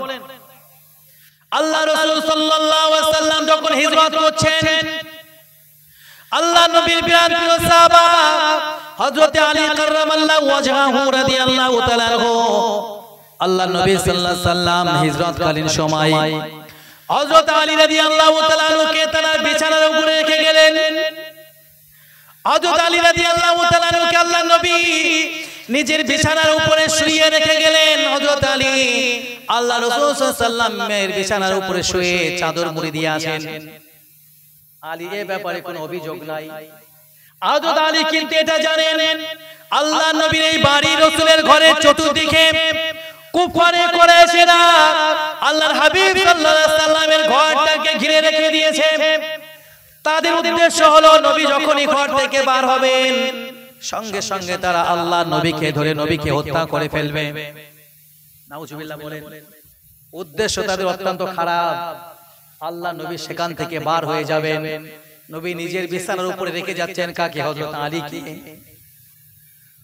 তবে এই ব্যাপারে আলীর কোনো অভিযোগ নেই। আপনি যদি আপনার একটা ভীষণ বিপদের সম্মুখীন হয়ে মনে করেন, বিপদটা কেমন? জীবন নিয়ে টানা পড়েন চলবে। আপনি যদি আপনার কলিজার টুকরা সন্তানকেও ডেকে বলেন, বাবা তুমি আমার এই জায়গাতে আত্মগোপন করে থাকো, আমি পালিয়ে যাই, সন্তানের মনের ভিতরে একটা সংশয় থাকবে, বাবা করেছে অপরাধ, আমি এখানে থাকবো, আমার জীবন মরণ নিয়ে টানা পড়েন হবে, এ সম্ভব না। কিন্তু রাসূল আকরাম সাল্লাল্লাহু আলাইহি ওয়াসাল্লামের সাহাবা হযরত আলী রাদিয়াল্লাহু তাআলা আনহু, তার অবস্থা কি? তার কোনো অভিযোগ নেই। আল্লাহু আকবার, একটু খুশি হয়ে বলেন, কোন অভিযোগ আছে? কোন অভিযোগ নেই। আল্লাহ রাসূলের ভালোবাসার জন্য জীবন যাবে যাবে, তবু তিনি ওই জায়গাতে অবস্থান করলেন। আল্লাহু আকবার। আল্লাহর হাবিব সাল্লাল্লাহু আলাইহি ওয়াসাল্লাম তিনি ঘর থেকে বার হয়ে গেলেন। কোরআনের কিছু আয়াত পড়ে, আল্লাহর হুকুমে কোরআনের কিছু আয়াত পড়ে আল্লাহ নবী সাল্লাল্লাহু আলাইহি ওয়াসাল্লাম এক মোটা মাটি নিয়ে মাটিটাকে পড়ে ওটাকে ছড়িয়ে দিলেন। যারা রাসূলের ঘরের চতুর্দিকে ছড়িয়ে ছিটে ছিল আল্লাহ নবীকে হত্যা করার জন্য, প্রত্যেকের মাথার উপরে গিয়ে, প্রত্যেকের শরীরের উপরে গিয়ে আল্লাহ রাসূল সাল্লাল্লাহু আলাইহি সাল্লামের পক্ষ থেকে পড়ে ছুঁড়ে দেওয়া ওই বাড়ির অংশ, মাটির অংশ তাদের মাথার উপরে, শরীরের উপরে গিয়ে যখন পড়ল, তারা হিতাহিত জ্ঞান শূন্য হয়ে গেল। আল্লাহু আকবার বলেন। আল্লাহ নবী ঘর থেকে বার হয়ে গেলেন। হযরত আবু বকর সিদ্দিক রাদিয়াল্লাহু তাআলা আনহু বাড়িতে গিয়ে উঠলেন। রাসূলের প্রতি ভালোবাসা কেমন? আল্লাহ রাসূল সাল্লাল্লাহু আলাইহি সাল্লামকে নিয়ে, আল্লাহ রাসূল সাল্লাল্লাহু আলাইহি সাল্লামকে নিয়ে হযরত আবু বকর সিদ্দিক রাদিয়াল্লাহু তাআলা আনহু তিনি তার পরিবারের সমস্ত সদস্যদেরকে আল্লাহ রাসূল সাল্লাল্লাহু আলাইহি সাল্লামের জন্য হিজরতকারীর সময় প্রত্যেকের জন্য এক একটা করে কাজে দায়িত্ব দিয়ে দিলেন। সুবহানাল্লাহ, একটু খুশি হয়ে বলেন। আবু বকর রাদিয়াল্লাহু তাআলা ইসলাম কবুল করার পরে তিনি তো তার সমস্ত সম্পদগুলোকে সব ইসলামের সাথে দান করে দিয়েছেন। একটু খুশি হয়ে সুবহানাল্লাহ বলেন। তার ব্যবসা বাণিজ্য, কাজ কারবার সবগুলোতে ভাটা ফেলে দিয়েছেন ইসলামের সেবা করতে করতে। আল্লাহু আকবার। একদিন আবু বকর রাদিয়াল্লাহু তাআলা একটা বন্ধু আবু বকরকে বলল, আবু বকর, ইসলাম কবুল করার জন্য, নবী মুহাম্মদ সাল্লাল্লাহু আলাইহি ওয়াসাল্লামের সোহবতে আসার জন্য তোমার জীবনে তো শুধু লস আর লস, লস আর লস। তোমার ব্যবসা বাণিজ্যও ভাটা পড়ে গেছে, তোমার গচ্ছিত ধন সম্পদ সবগুলো ইসলামের জন্য ব্যয় হয়ে গেছে। এখন আমি তো লক্ষ্য করছি তোমার জীবনে শুধুমাত্র লস আর লস। আবু বকর কি বললেন? এই আল্লাহর দুশমন যে আল্লাহ এবং তার নবীর উপরে বিশ্বাসী হয় তার জন্য কোনো লস নাই। একটু খুশি সুবহানাল্লাহ বলেন। দুনিয়াতে হয়তো মনে হবে কয়েকটা অর্থ চলে গেল, টাকা পয়সা চলে গেল, গরিবী জীবন এলো, কিন্তু পরকালে জীবনটাই তো আসল জীবন। হযরত আবু বকর সিদ্দিক রাদিয়াল্লাহু তাআলা তিনি তার যাবতীয় অর্থ সম্পদগুলো ইসলামের জন্য দিয়ে দিলেন।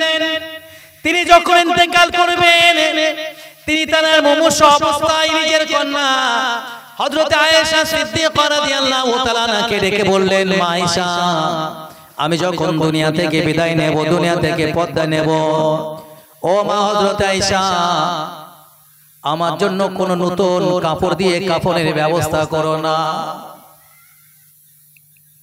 হযরত আবু বকর সিদ্দিক রাদিয়াল্লাহু তাআলা যখন উম্মাতুল মুমিনিন আমাদের মা জননী আম্মা আয়েশা সিদ্দিকা রাদিয়াল্লাহু তাআলা আনহা আবু বকরের কন্যাকে ডেকে বললেন, মা আয়েশা, আমি যখন দুনিয়া থেকে বিদায় নেব, আমি যখন দুনিয়া থেকে পর্দা নেব, মা আয়েশা, তুমি আমার জন্য নতুন কাপড়ের ব্যবস্থা করো না। তুমি আমার জন্য আমার ব্যবহার করা ওই পুরাতন পোশাক দিয়ে তুমি কাফনের ব্যবস্থা করে দিও। আল্লাহু আকবার বলেন। যিনি ইসলাম কবুল করার সময় জানার হাতে 40,000 স্বর্ণ মুদ্রা, তিনি অত্যন্ত বড় একজন ব্যবসায়িক মানুষ। ইসলামের সেবায় দিতে দিতে, ইসলামের জন্য দিতে দিতে, আল্লাহ রাসূল সাল্লাল্লাহু আলাইহি ওয়াসাল্লামের সোহবতে আসার জন্য আবু বকর সিদ্দিক রাদিয়াল্লাহু তাআলা আনহুর খাওয়ার ভিতরে কষ্ট, পোশাক পরিচ্ছদের ভিতরে কষ্ট, সংসার অতিবাহিত করার কষ্ট, এই কষ্টগুলো তিনি কেন বরণ করেছেন? শুধু পরকালের চিন্তায়। আল্লাহু আকবার বলেন। তার একমাত্র লক্ষ্য, আমি যদি দুনিয়ায় নিঃস্ব হয়ে যাই, দুনিয়ার সম্পদ থেকে বঞ্চিত হয়ে যাই, আমি খাবার খেয়ে আন্তরিক তৃপ্তি পাওয়ার দরকার নেই। আমার রব আল্লাহ তাআলা যদি আমার উপরে খুশি হন, সেটাই আমার আন্তরিক তৃপ্তি। আল্লাহর হাবিব সাল্লাল্লাহু আলাইহি ওয়াসাল্লাম যদি তিনি আমার উপরে খুশি হন, তবে সেটাই আমার জন্য শান্তি। দুনিয়ায় ভালো পোশাক পরার মধ্যে আমার শান্তি নাই, দুনিয়াতে ভালো খাবার খাবার মধ্যে আমার শান্তি নাই, দুনিয়াতে ভালো জায়গায় থাকার মধ্যে আমার শান্তি নাই। আমার শান্তি হলো আমার আল্লাহ পাক, আল্লাহ তাআলা, আমি যে আল্লাহর বান্দা, আল্লাহর গোলাম, আমি আমার আল্লাহকে আমার রব বলে স্বীকার করি। আমার আল্লাহ তাআলা যদি আমাকে একবার গোলাম বলে পরিচয় দেন, এটাই তার উদ্দেশ্য। তো আম্মা আয়েশা সিদ্দিকা রাদিয়াল্লাহু তাআলা আনহাকে ডেকে বললেন, ও আয়েশা, আমি তোমার বাবা আবু বকর যখন দুনিয়া থেকে বিদায় নেব, তুমি আমার জন্য কোন নতুন কাফনের ব্যবস্থা করবে না, আমার ব্যবহার করা পুরাতন কাপড় দিয়ে আমার কাফনের ব্যবস্থা করবে। আম্মা আয়েশা সিদ্দিকা রাদিয়াল্লাহু তাআলা আনহা বললেন, বাবা, ও আমার আব্বা জান, আপনি যদি আমার কাছে ওসিয়তটা করে যান, আমি এই কথাটা সাহাবীদেরকে কিভাবে বলবো? এখন হযরত ওমর ফারুক রাদিয়াল্লাহু তাআলার মতো সাহাবা তিনি হায়াতে আছেন, ওসমান গনি রাদিয়াল্লাহু তাআলার মতো এমন একজন ধনী সাহাবা তিনিও বেঁচে আছেন, আলী রাদিয়াল্লাহু তাআলার মতো সাহাবা বেঁচে আছেন। আমি যদি এই কথাটা আপনার ওসিয়তটা তাদের কাছে বলি, আল্লাহ নবী সাহাবীরা ইসলামের জন্য আপনার ত্যাগ তানাদের জানা, ইসলামের জন্য আপনার সেবা তানাদের জানা, তানারা কিন্তু আপনার এই কথাটা মানবে না। আপনি আল্লাহর রাস্তায় ওসিয়তটা আপনি আমার জন্য করে যান না। আম্মা আয়েশা সিদ্দিকা রাদিয়াল্লাহু তাআলা কে লক্ষ্য করে আবু বকর সিদ্দিক রাদিয়াল্লাহু তাআলা বললেন, ও মা হযরত আয়েশা, আমার জন্য যে নতুন কাপড়ের ব্যবস্থা করা হবে, যে অর্থ দিয়ে যে টাকা দিয়ে ওই নতুন কাপড়টা কেনা হবে, হয়তো ওই টাকাটা কোনো গরিব সাহাবীর কাজে লেগে যাবে, হয়তো ওই টাকাটা ইসলামের সেবায় কাজে লেগে যেতে পারে। একটু মহাব্বতে সুবহানাল্লাহ বলি। কতটা ত্যাগ ছিল তার। এই আবু বকর সিদ্দিক রাদিয়াল্লাহু তাআলা আল্লাহর হাবিব সাল্লাল্লাহু আলাইহি ওয়াসাল্লাম হিজরতকালীন সময় যখন আবু বকর সিদ্দিক রাদিয়াল্লাহু তাআলা বাড়িতে গেলেন, আবু বকরকে আল্লাহর নবী তার সঙ্গী রূপে কবুল করলেন। হযরত আবু বকর সিদ্দিক রাদিয়াল্লাহু তাআলা তিনি তার পরিবারের সকল মানুষদেরকে আল্লাহ রাসূলের সেবার জন্য নিযুক্ত করে দিলেন। একটু মহাব্বতে সুবহানাল্লাহ। আবু বকর সিদ্দিক রাদিয়াল্লাহু তাআলা নিজের স্ত্রীকে ডেকে বললেন, বিবি আমার, তোমার দায়িত্ব হলো আল্লাহ রাসূল সাল্লাল্লাহু আলাইহি সাল্লামকে নিয়ে আমরা যখন ওই সওয়ার গুহাতে আত্মগোপন করব, আল্লাহ নবী সাল্লাল্লাহু আলাইহি সাল্লামকে নিয়ে সওয়ার গুহার ভিতরে আত্মগোপন করে থাকব। বিবি আমার, তোমার কাজ হলো আল্লাহ রাসূল সাল্লাল্লাহু আলাইহি সাল্লামের জন্য তুমি খাবার তৈরি করবে। একটু মহাব্বতে সুবহানাল্লাহ বলি। আল্লাহ রাসূলের খাবারের কষ্ট দূর করার জন্য তোমার কাজ এটা।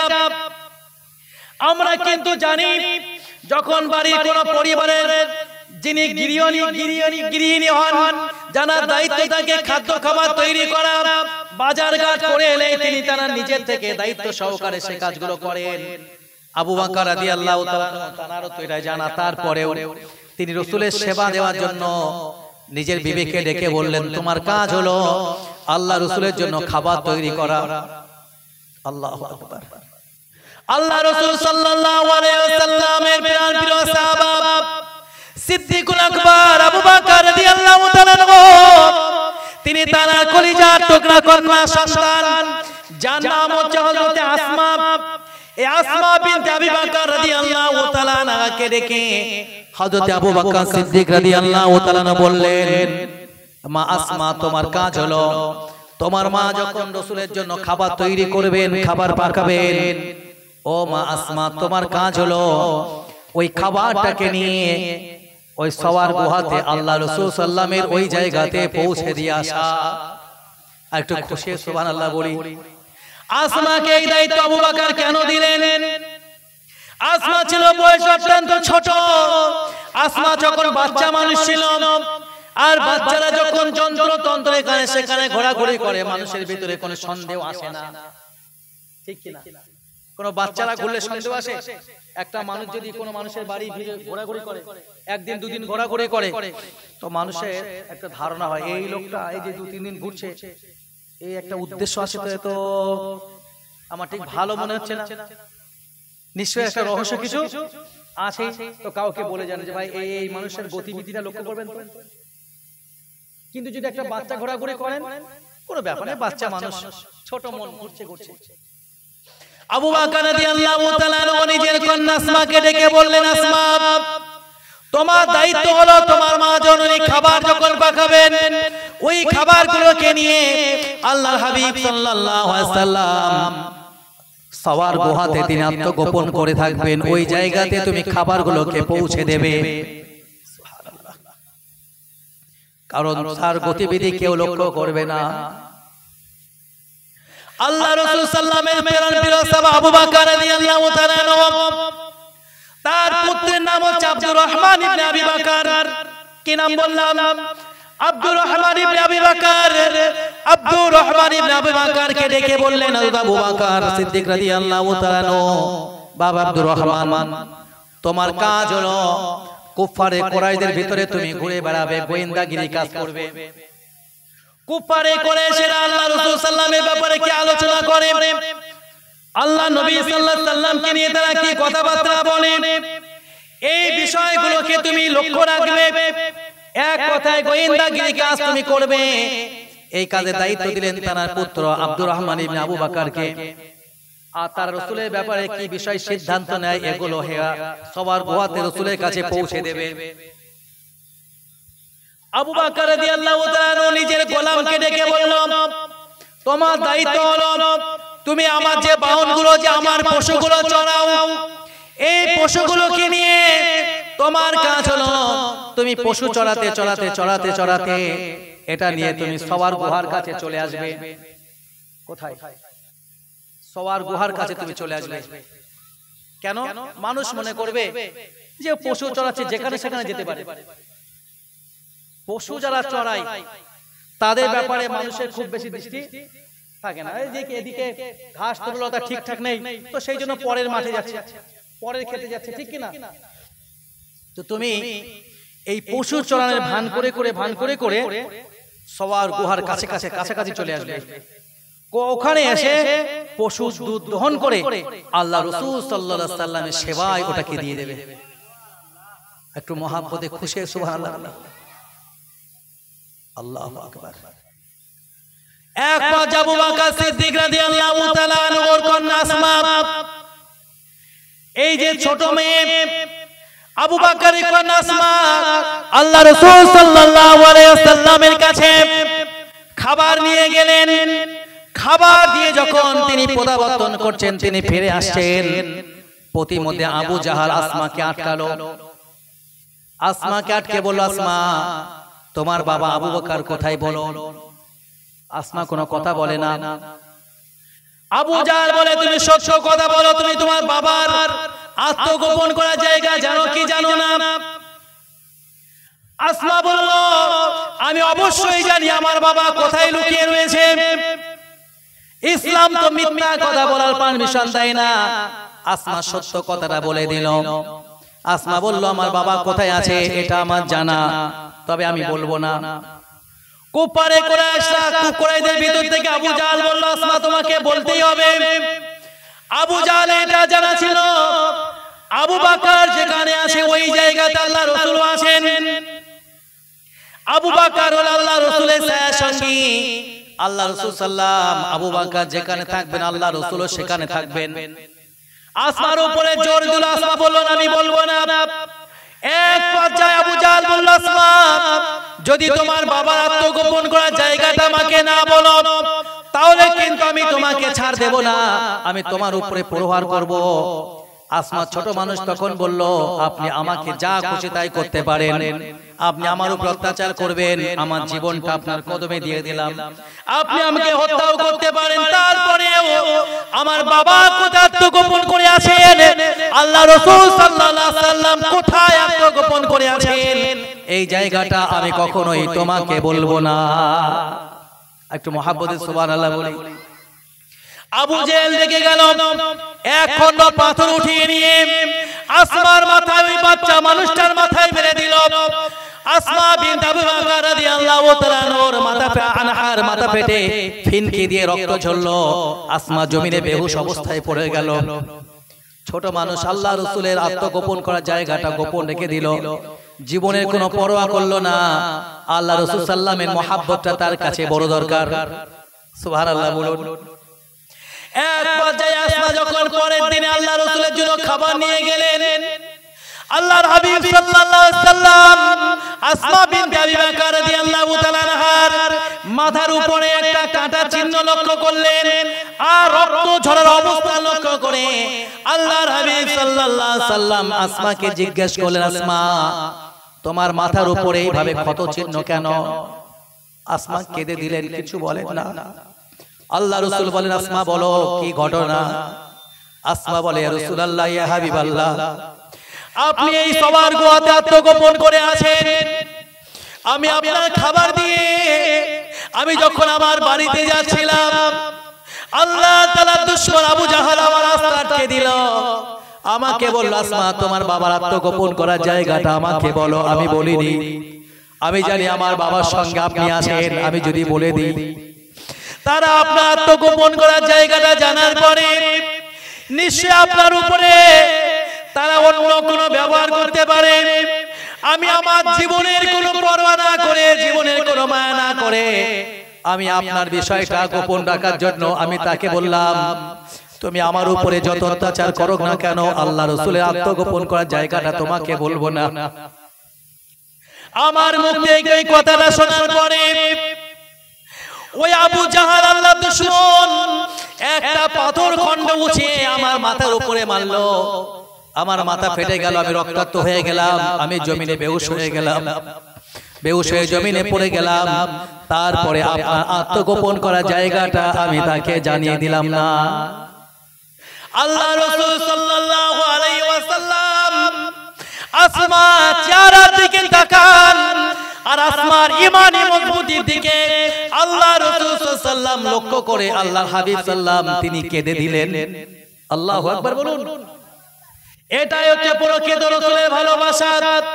জীবন চলে যাবে তবু भी আচ্ছা, তারপরেও আল্লাহ রাসূল সাল্লামের প্রতি মহব্বত থাকবে অটুট, ঠিক কি না? যদি আপনি ইসলামের প্রথম মুয়াজ্জিন হযরত বেলালের দিকে তাকান, হযরত বেলাল রাদিয়াল্লাহু তাআলা কে কুফারি কুরাইশরা এত বেশি পরিমাণে অত্যাচার করত, কখনো দেখা যেত হযরত বেলালকে চামড়ার থলের ভিতরে ঢুকিয়ে দিত, আর অনবরত তারা প্রহার করত, পাথর ছুঁড়ে মারত, লাঠি দিয়ে মারত। হযরত বেলালের শরীর দিয়ে ফিনকি দিয়ে রক্ত ঝরত, পোশাকের সঙ্গে রক্ত আটকে যেত। এমন একটা অবস্থা হযরত বেলালের, কখনো হুশ কখনো বেহুশ অবস্থা। কখনো তারা হযরত বেলালকে লক্ষ্য করে বলতো, বেলাল এবার তুমি বলো দেখি ইসলাম ত্যাগ করবে কিনা, মুহাম্মাদের সঙ্গ ছাড়বে কিনা। হযরত বেলাল কি বলতেন? হযরত বেলাল বলতেন আহাদ আহাদ, এই কথাটা তারা জবান দিয়ে তিনি বার করতেন। তার মানে হলো আল্লাহ হলেন এক, সুবহানাল্লাহ বলুন। তিনি বলতেন কাইফান নবী, আমার নবী কেমন আছেন তোমরা আমাকে খবর দাও। এটাই প্রকৃত ভালোবাসা। জীবন সংশয় যেখানে, ভয়ের পরিবেশ যেখানে, অত্যাচারের পরিবেশ যেখানে, সেই জায়গাটা কেউ নিজের জীবনের মায়া না করে আল্লাহ রাসূলের প্রতি মায়া মহব্বত দেখানো, প্রকাশ করা। আল্লাহু আকবার বলুন। পৃথিবীর কোন সম্পদ দিয়ে রাসূলের ভালোবাসা কেনা যাবে না, রাসূলের ভালোবাসা কেনা যাবে, বরং সম্পদ ব্যয়ের দ্বারা জীবন বাঁচিয়ে রেখে রাসূলের ভালোবাসা পাওয়া যাবে তখনই যদি জীবনটাকে বাঁচিয়ে রাখার জন্য বাজি রাখা হয় রাসূলের ভালোবাসা, রাসূলের মান সম্মান ইজ্জত বাজি রাখা বা বেঁচে রাখার জন্য পণ করা হয়। আর তাহলে তা না হলে জীবন যদি রাসূলের জন্য দিয়ে দিতে হয় সেটাও দেওয়া লাগবে, লাগবে না। মালের সঙ্গে রাসূলের ভালোবাসা কোনো তুলনায় চলবে না। আল্লাহ রাসূল সাল্লাল্লাহু আলাইহি ওয়াসাল্লাম যখন মক্কা ছেড়ে মদিনায় গিয়েছিলেন, তো মক্কা থেকে মদিনায় যাওয়ার পরে আল্লাহ রাসূল সাল্লাল্লাহু আলাইহি ওয়াসাল্লাম একটি যুদ্ধে থেকে কিছু মাল পেলেন।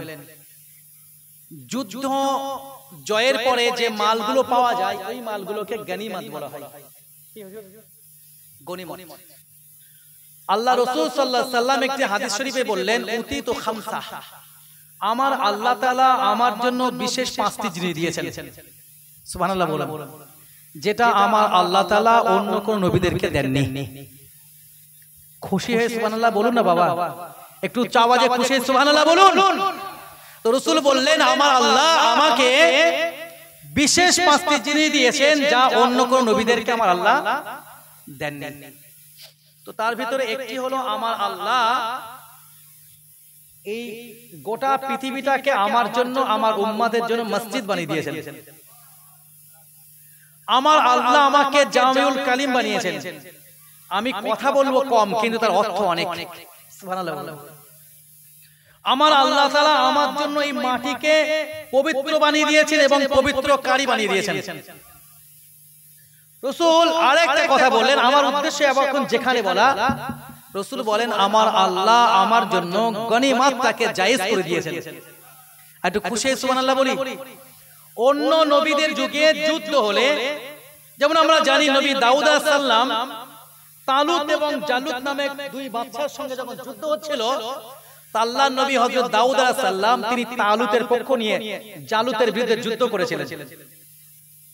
এই যুদ্ধে যখন বাদশা তালুত জয়লাভ করলেন, তিনি খুশি হয়ে আল্লাহর নবী হযরত দাউদ আলাইহিস সালামকে উচ্চ মর্যাদা দিয়েছিলেন। একটু খুশি সুবহানাল্লাহ বলেন।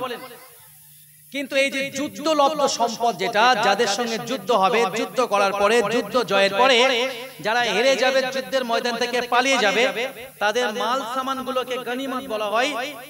আমাদের নবীর পূর্ব যত নবী রাসূল দুনিয়াতে এসেছেন সমস্ত নবী এবং রাসূলদের সময় ওই গনিমত গুলোকে ব্যবহার করা জায়েজ ছিল না, সেগুলোকে আগুনে পুড়িয়ে ফেলা হতো।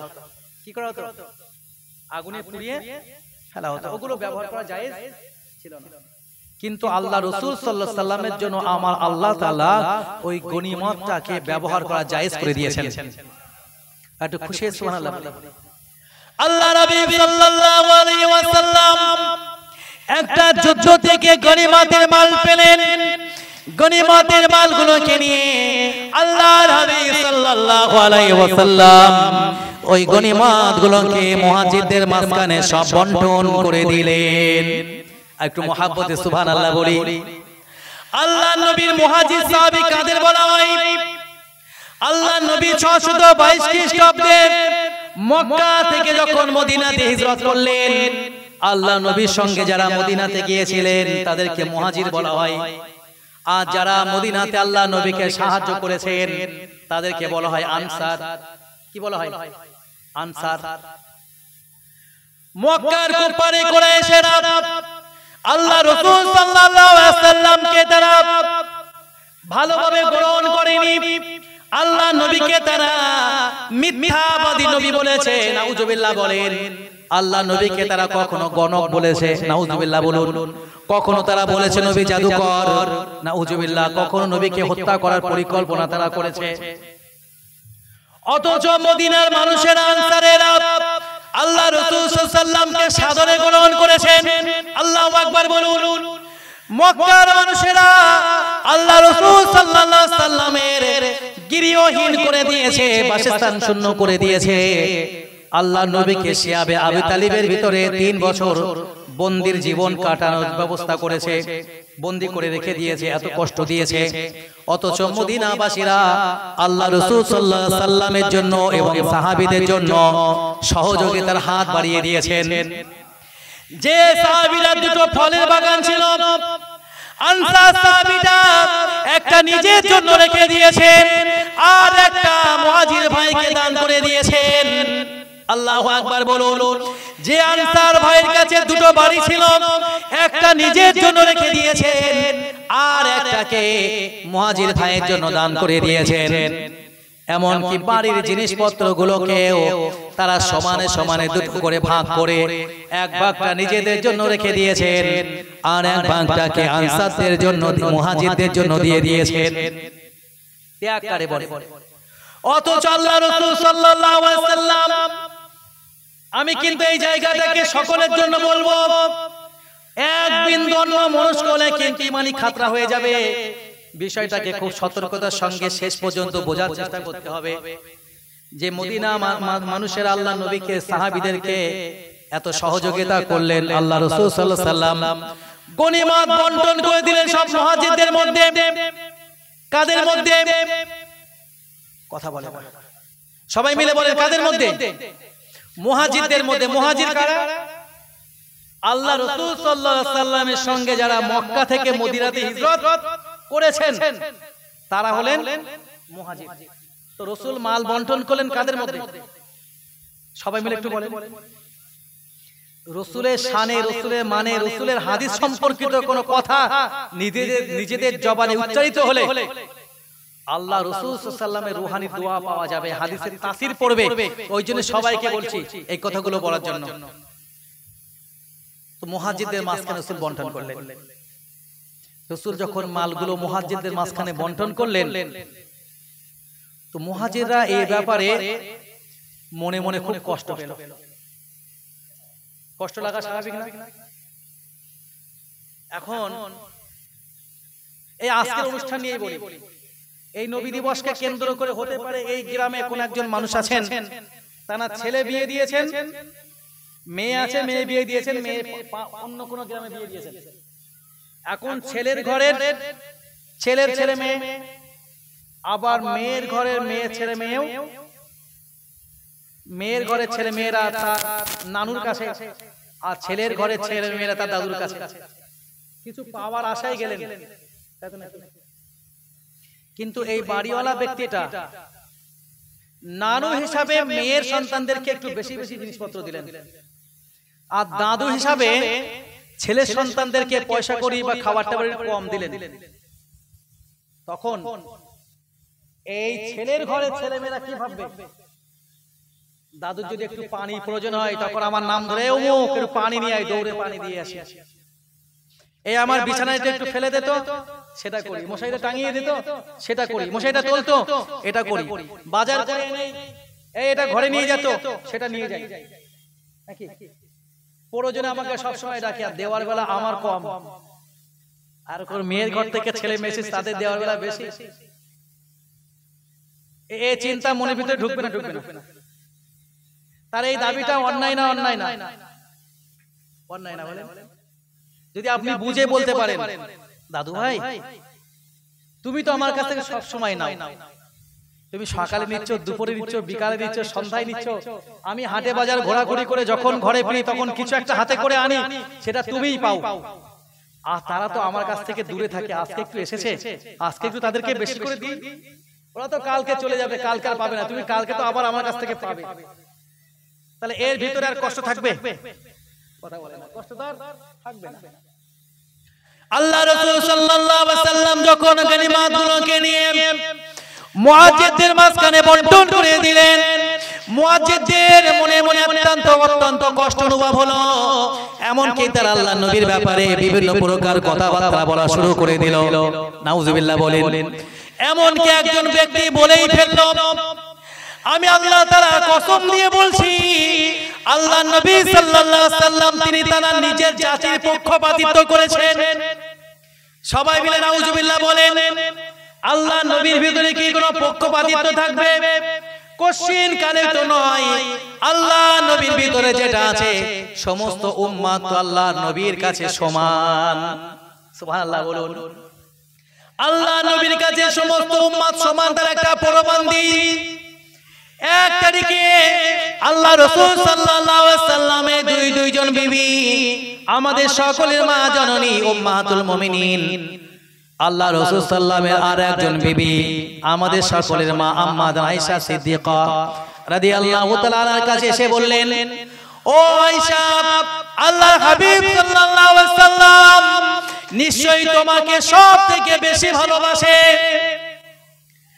আম্মা আয়েশা বলেন, না, আল্লাহ নবী সাল্লাল্লাহু আলাইহি ওয়াসাল্লাম সকলকেই ভালোবাসেন। সুবহানাল্লাহ বলুন। কিন্তু বিবিরা বলেন, না, আমাদের মনে হয় তোমাকে রাসূল বেশি ভালোবাসেন। এক পর্যায়ে আমাদের দুইজন মায়ের সঙ্গে আম্মা আয়েশা সিদ্দিকা রাদিয়াল্লাহু তাআলা আনহার ভিতরে যেমন এমন কথাবার্তা চলছে, এক পর্যায়ে আল্লাহ রাসূল সাল্লাল্লাহু আলাইহি ওয়াসাল্লাম আম্মা আয়েশা সিদ্দিকা রাদিয়াল্লাহু তাআলা আনহার ওই ঝুপড়িতে অবস্থান করলেন, তানার কামরাতে অবস্থান করলেন। কামরাতে কোথায়? আম্মা আয়েশার কামরায়। এসে দেখলেন বিবিদের মাঝখানে কি চলছে? কথা কাটাকাটি চলছে, রাসূল কাকে বেশি ভালোবাসেন।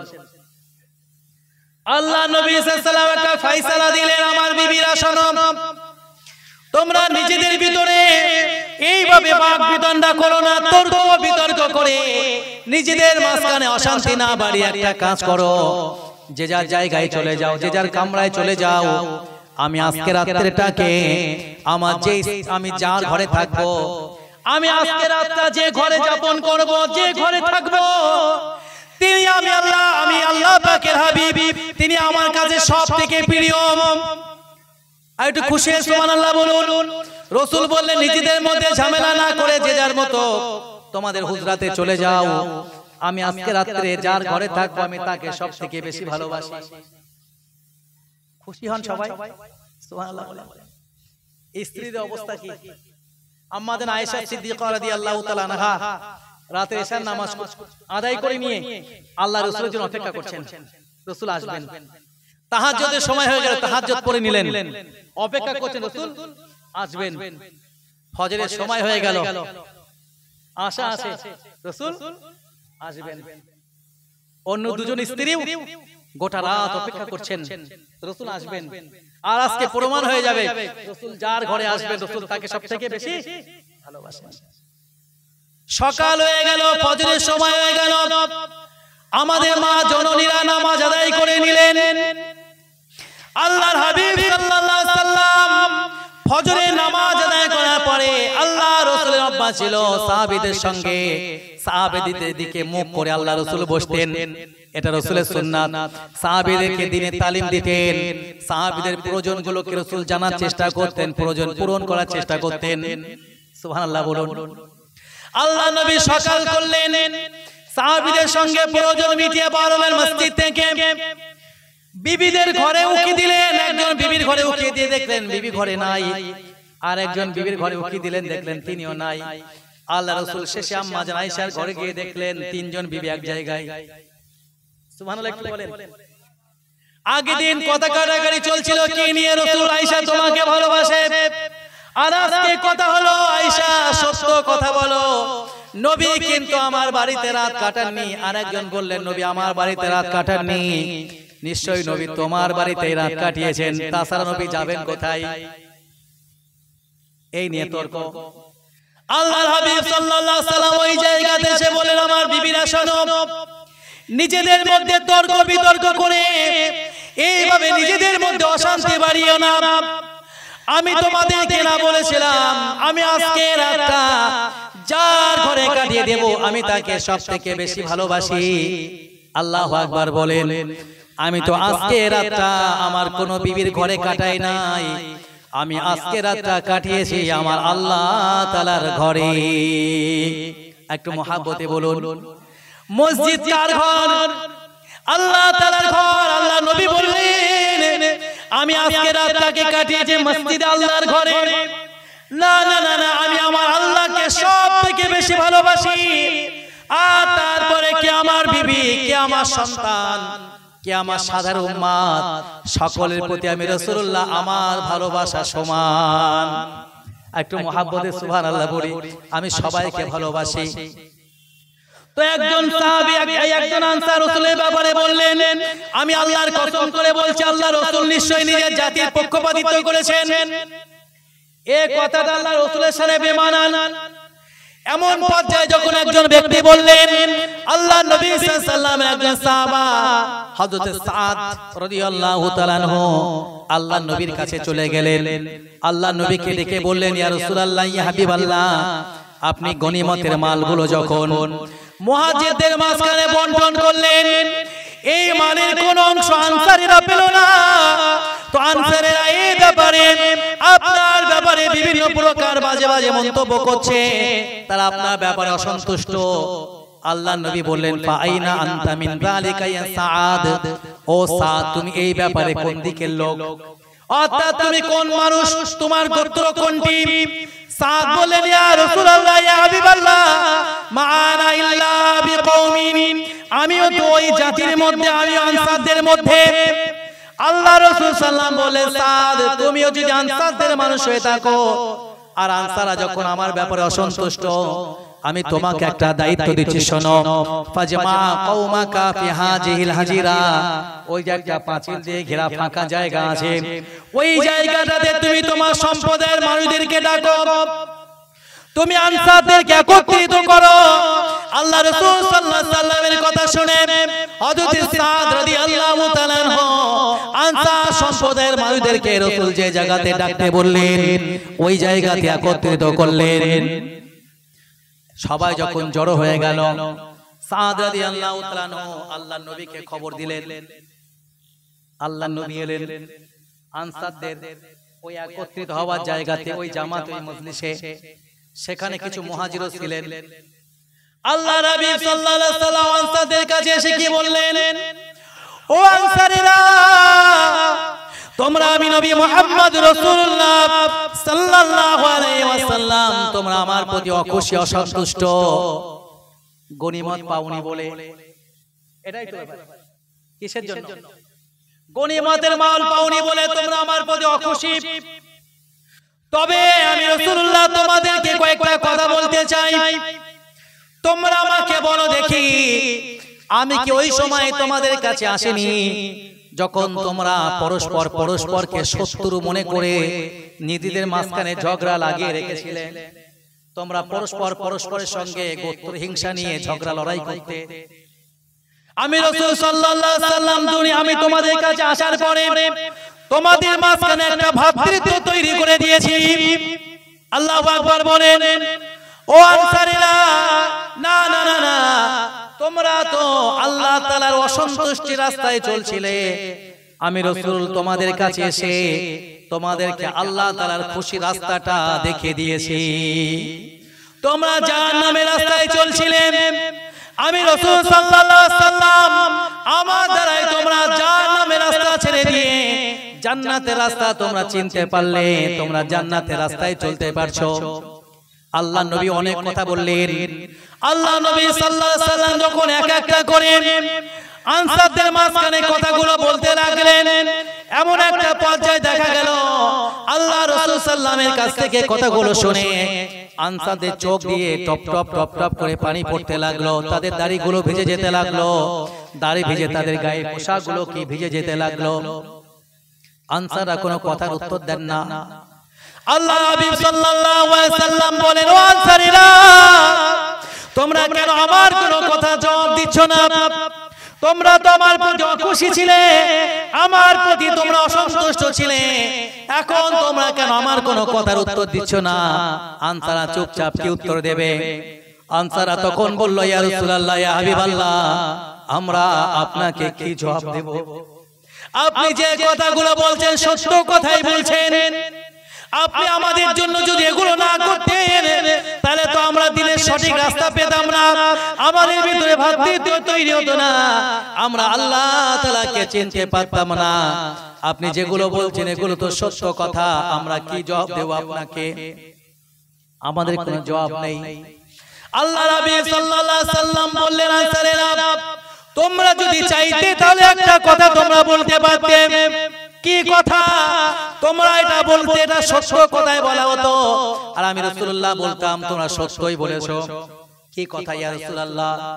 আল্লাহ নবী বলেন, আনসারীরা, তোমরা এটা বলতে পারতে, ইয়া রাসূলুল্লাহ, মক্কার মানুষেরা আপনাকে তাড়িয়ে দিয়েছে, আমরা আপনাকে তাড়িয়ে দিইনি, আমরা আপনাকে গ্রহণ করেছি। ইয়া রাসূলুল্লাহ, ইয়া হাবিবাল্লাহ, মক্কার মানুষেরা আপনাকে গৃহহীন করে দিয়েছে, আমরা আপনার জন্য বাসস্থানের ব্যবস্থা করে দিয়েছি। ইয়া রাসূলুল্লাহ, মক্কার মানুষেরা আপনাকে মিথ্যাবাদী বলেছে, আমরা আপনাকে সত্যবাদী রূপে গ্রহণ করেছি। আল্লাহ রাসূল সাল্লাল্লাহু আলাইহি ওয়াসাল্লাম আনসারদেরকে বললেন, তোমরা এগুলো বলতে পারতে। আনসাররা তো কোনো কথা বলে না। আল্লাহ রাসূল সাল্লাল্লাহু আলাইহি ওয়াসাল্লাম আনসারদেরকে লক্ষ্য করে বললেন, ও আনসার সম্প্রদায়ের মানুষেরা, এই পৃথিবীর সামান্য সম্পদের জন্য তোমরা আমার প্রতি খুশি হয়েছো, তবে তোমরা শোনো, আমি রাসূলুল্লাহ সাল্লাল্লাহু আলাইহি ওয়াসাল্লাম, আমি তোমাদেরকে সম্পদ দেইনি, তোমাদেরকে মাল দেইনি, গনিমত দেইনি, তবে তোমরা এটা মনে রেখে দিও, আমি দুটি ভাগ করেছি, একদিকে সম্পদ, একদিকে রাসূল। আল্লাহু আকবার বলেন।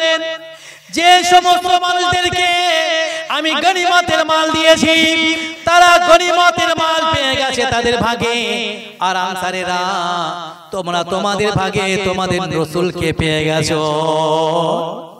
তারা পেয়েছে গনিমত, তোমরা পেয়েছো রাসূল। আল্লাহু আকবার বলেন। তারা তাদের ভাগে পেয়েছে গনিমত, আর তোমরা তোমাদের ভাগে পেয়েছো তোমাদের রাসূল। আর আমি আল্লাহ তাআলা কসম করে বলছি, ওই গনিমত অপেক্ষা, পৃথিবীর মাল অপেক্ষা আল্লাহ রাসূল তিনি তো বেশি দামি। ও আনসার সম্প্রদায়ের মানুষেরা, অন্যান্য জাতির মানুষেরা, অন্যান্য সম্প্রদায়ের মানুষেরা, অন্যান্য লোকেরা তারা তাদের গনিমত নিয়ে চলে যাবে, তারা যুদ্ধলব্ধ মাল নিয়ে চলে যাবে, আর তোমরা তোমাদের বাড়িতে তোমাদের রাসূলকে নিয়ে ফিরে যাবে। আমি আল্লাহর কসম করে বলছি, এটা তোমাদের জন্য কল্যাণ হবে। আল্লাহু আকবার বলেন। আল্লাহ রাসূল সাল্লাল্লাহু আলাইহি ওয়াসাল্লাম যখন এই কথাটা বললেন, আনসারদের কান্না আরো বেড়ে গেল। না না না না, তারা তো পেল মাল, আমরা পেলাম রাসূল। মাল অপেক্ষা রাসূলের মূল্য তো বহুগুণ বেশি। সুবহানাল্লাহ বলেন। আল্লাহ নবী আরো বললেন, আনসার সম্প্রদায়ের মানুষেরা, আন্নাসু আনসারু শিরা ওয়ান নাসুন দিসারা, আনসার সম্প্রদায়ের মানুষেরা, আনসার সম্প্রদায়ের মানুষেরা হলো আমার শরীরের সঙ্গে লেগে থাকা পোশাকের মতো, আর অন্য সম্প্রদায়ের মানুষেরা আমার ওই পোশাকের উপরের পোশাকের মতো। আল্লাহু আকবার বলেন। শরীরে লেগে থাকে তো গেঞ্জি, তাই তো নাকি? আর অন্য পোশাকগুলো থাকে তার উপরে। তো রাসূল বলেন আনসাররা আমার গেঞ্জির মতো, সুবহানাল্লাহ বলুন। আর অন্যরা তারাও আমার পোশাক, তবে তার উপরে। অর্থাৎ আনসারদেরকে আমি রাসূল এভাবে ভালোবেসেছি। আল্লাহ রাসূল সাল্লাল্লাহু আলাইহি ওয়াসাল্লামের এই কথা শুনে আনসাররা বলল, ইয়া রাসূলুল্লাহ, ইয়া হাবিবাল্লাহ, আমরা তো এর উপরে খুশি বা সন্তুষ্ট, তবে আপনার কাছে আমাদের একটা দাবি আছে। কি দাবি? আল্লাহ নবী আনসাররা বললেন, ইয়া রাসূলুল্লাহ, ইয়া হাবিবাল্লাহ, আপনি আমাদেরকে ছেড়ে কখনোই যেন চলে যাবেন না। সুবহানাল্লাহ বলুন। আল্লাহ নবী বলেন, আনসারেরা ও চিন্তা তোমরা করো না, আমার মরণ আমার জীবন তোমাদের সঙ্গেই হবে। আমি যতদিন বেঁচে থাকবো তোমাদের মাঝখানে থাকবো, আমার কবর তোমাদের কবরের সঙ্গেই হবে। রাসূলের কবর কোথায়? মক্কায় না মদিনায়? মদিনাতেই। আমি এই বিষয়টা থেকে বোঝাতে চাইলাম, পৃথিবীর কোন সম্পদ নাই, বরং রাসূলের ভালোবাসা আলাদা বিষয়, নাকি নয়? তো আমরা আল্লাহ রাসূল সাল্লাল্লাহু আলাইহি সাল্লামের ওই ভালোবাসার বিষয়টাকে বোঝার চেষ্টা করি। মাল সামান নয়, কোনো কিছুই নয়, সব কিছুর ঊর্ধ্বে রাসূল বললেন, লা ইউমিনু আহাদুকুম হাত্তা আকুনা হাব্বা ইলাইহি মিন ওয়ালিদিহি ওয়া ওয়ালাদিহি ওয়ান নাসি আজমাইন। আল্লাহ রাসূল বলেন, তোমরা তত সময় পর্যন্ত পরিপূর্ণ ঈমানদার হতে পারবে না, যত সময় না পর্যন্ত তোমরা আমাদের মাল সামান, পরিবার পরিজন, এমনকি জীবন অপেক্ষাও, সন্তান সন্ততি অপেক্ষাও আমি রাসূলুল্লাহ আমাকে বেশি ভালোবাসা না দিতে পারবে, তত সময় পর্যন্ত তোমরা পরিপূর্ণ ঈমানদার হতে পারবে না। ইনশাআল্লাহুল আযীম আমরা আমাদের পক্ষ থেকে আল্লাহর হাবিব সাল্লাল্লাহু আলাইহি ওয়াসাল্লামকে আমাদের জান মাল অপেক্ষা বেশি ভালোবাসা দেওয়ার চেষ্টা করব ইনশাআল্লাহ। আল্লাহ আমাদের জন্য তৌফিক নসিব করুন। সকলে বলি আল্লাহুম্মা আমিন।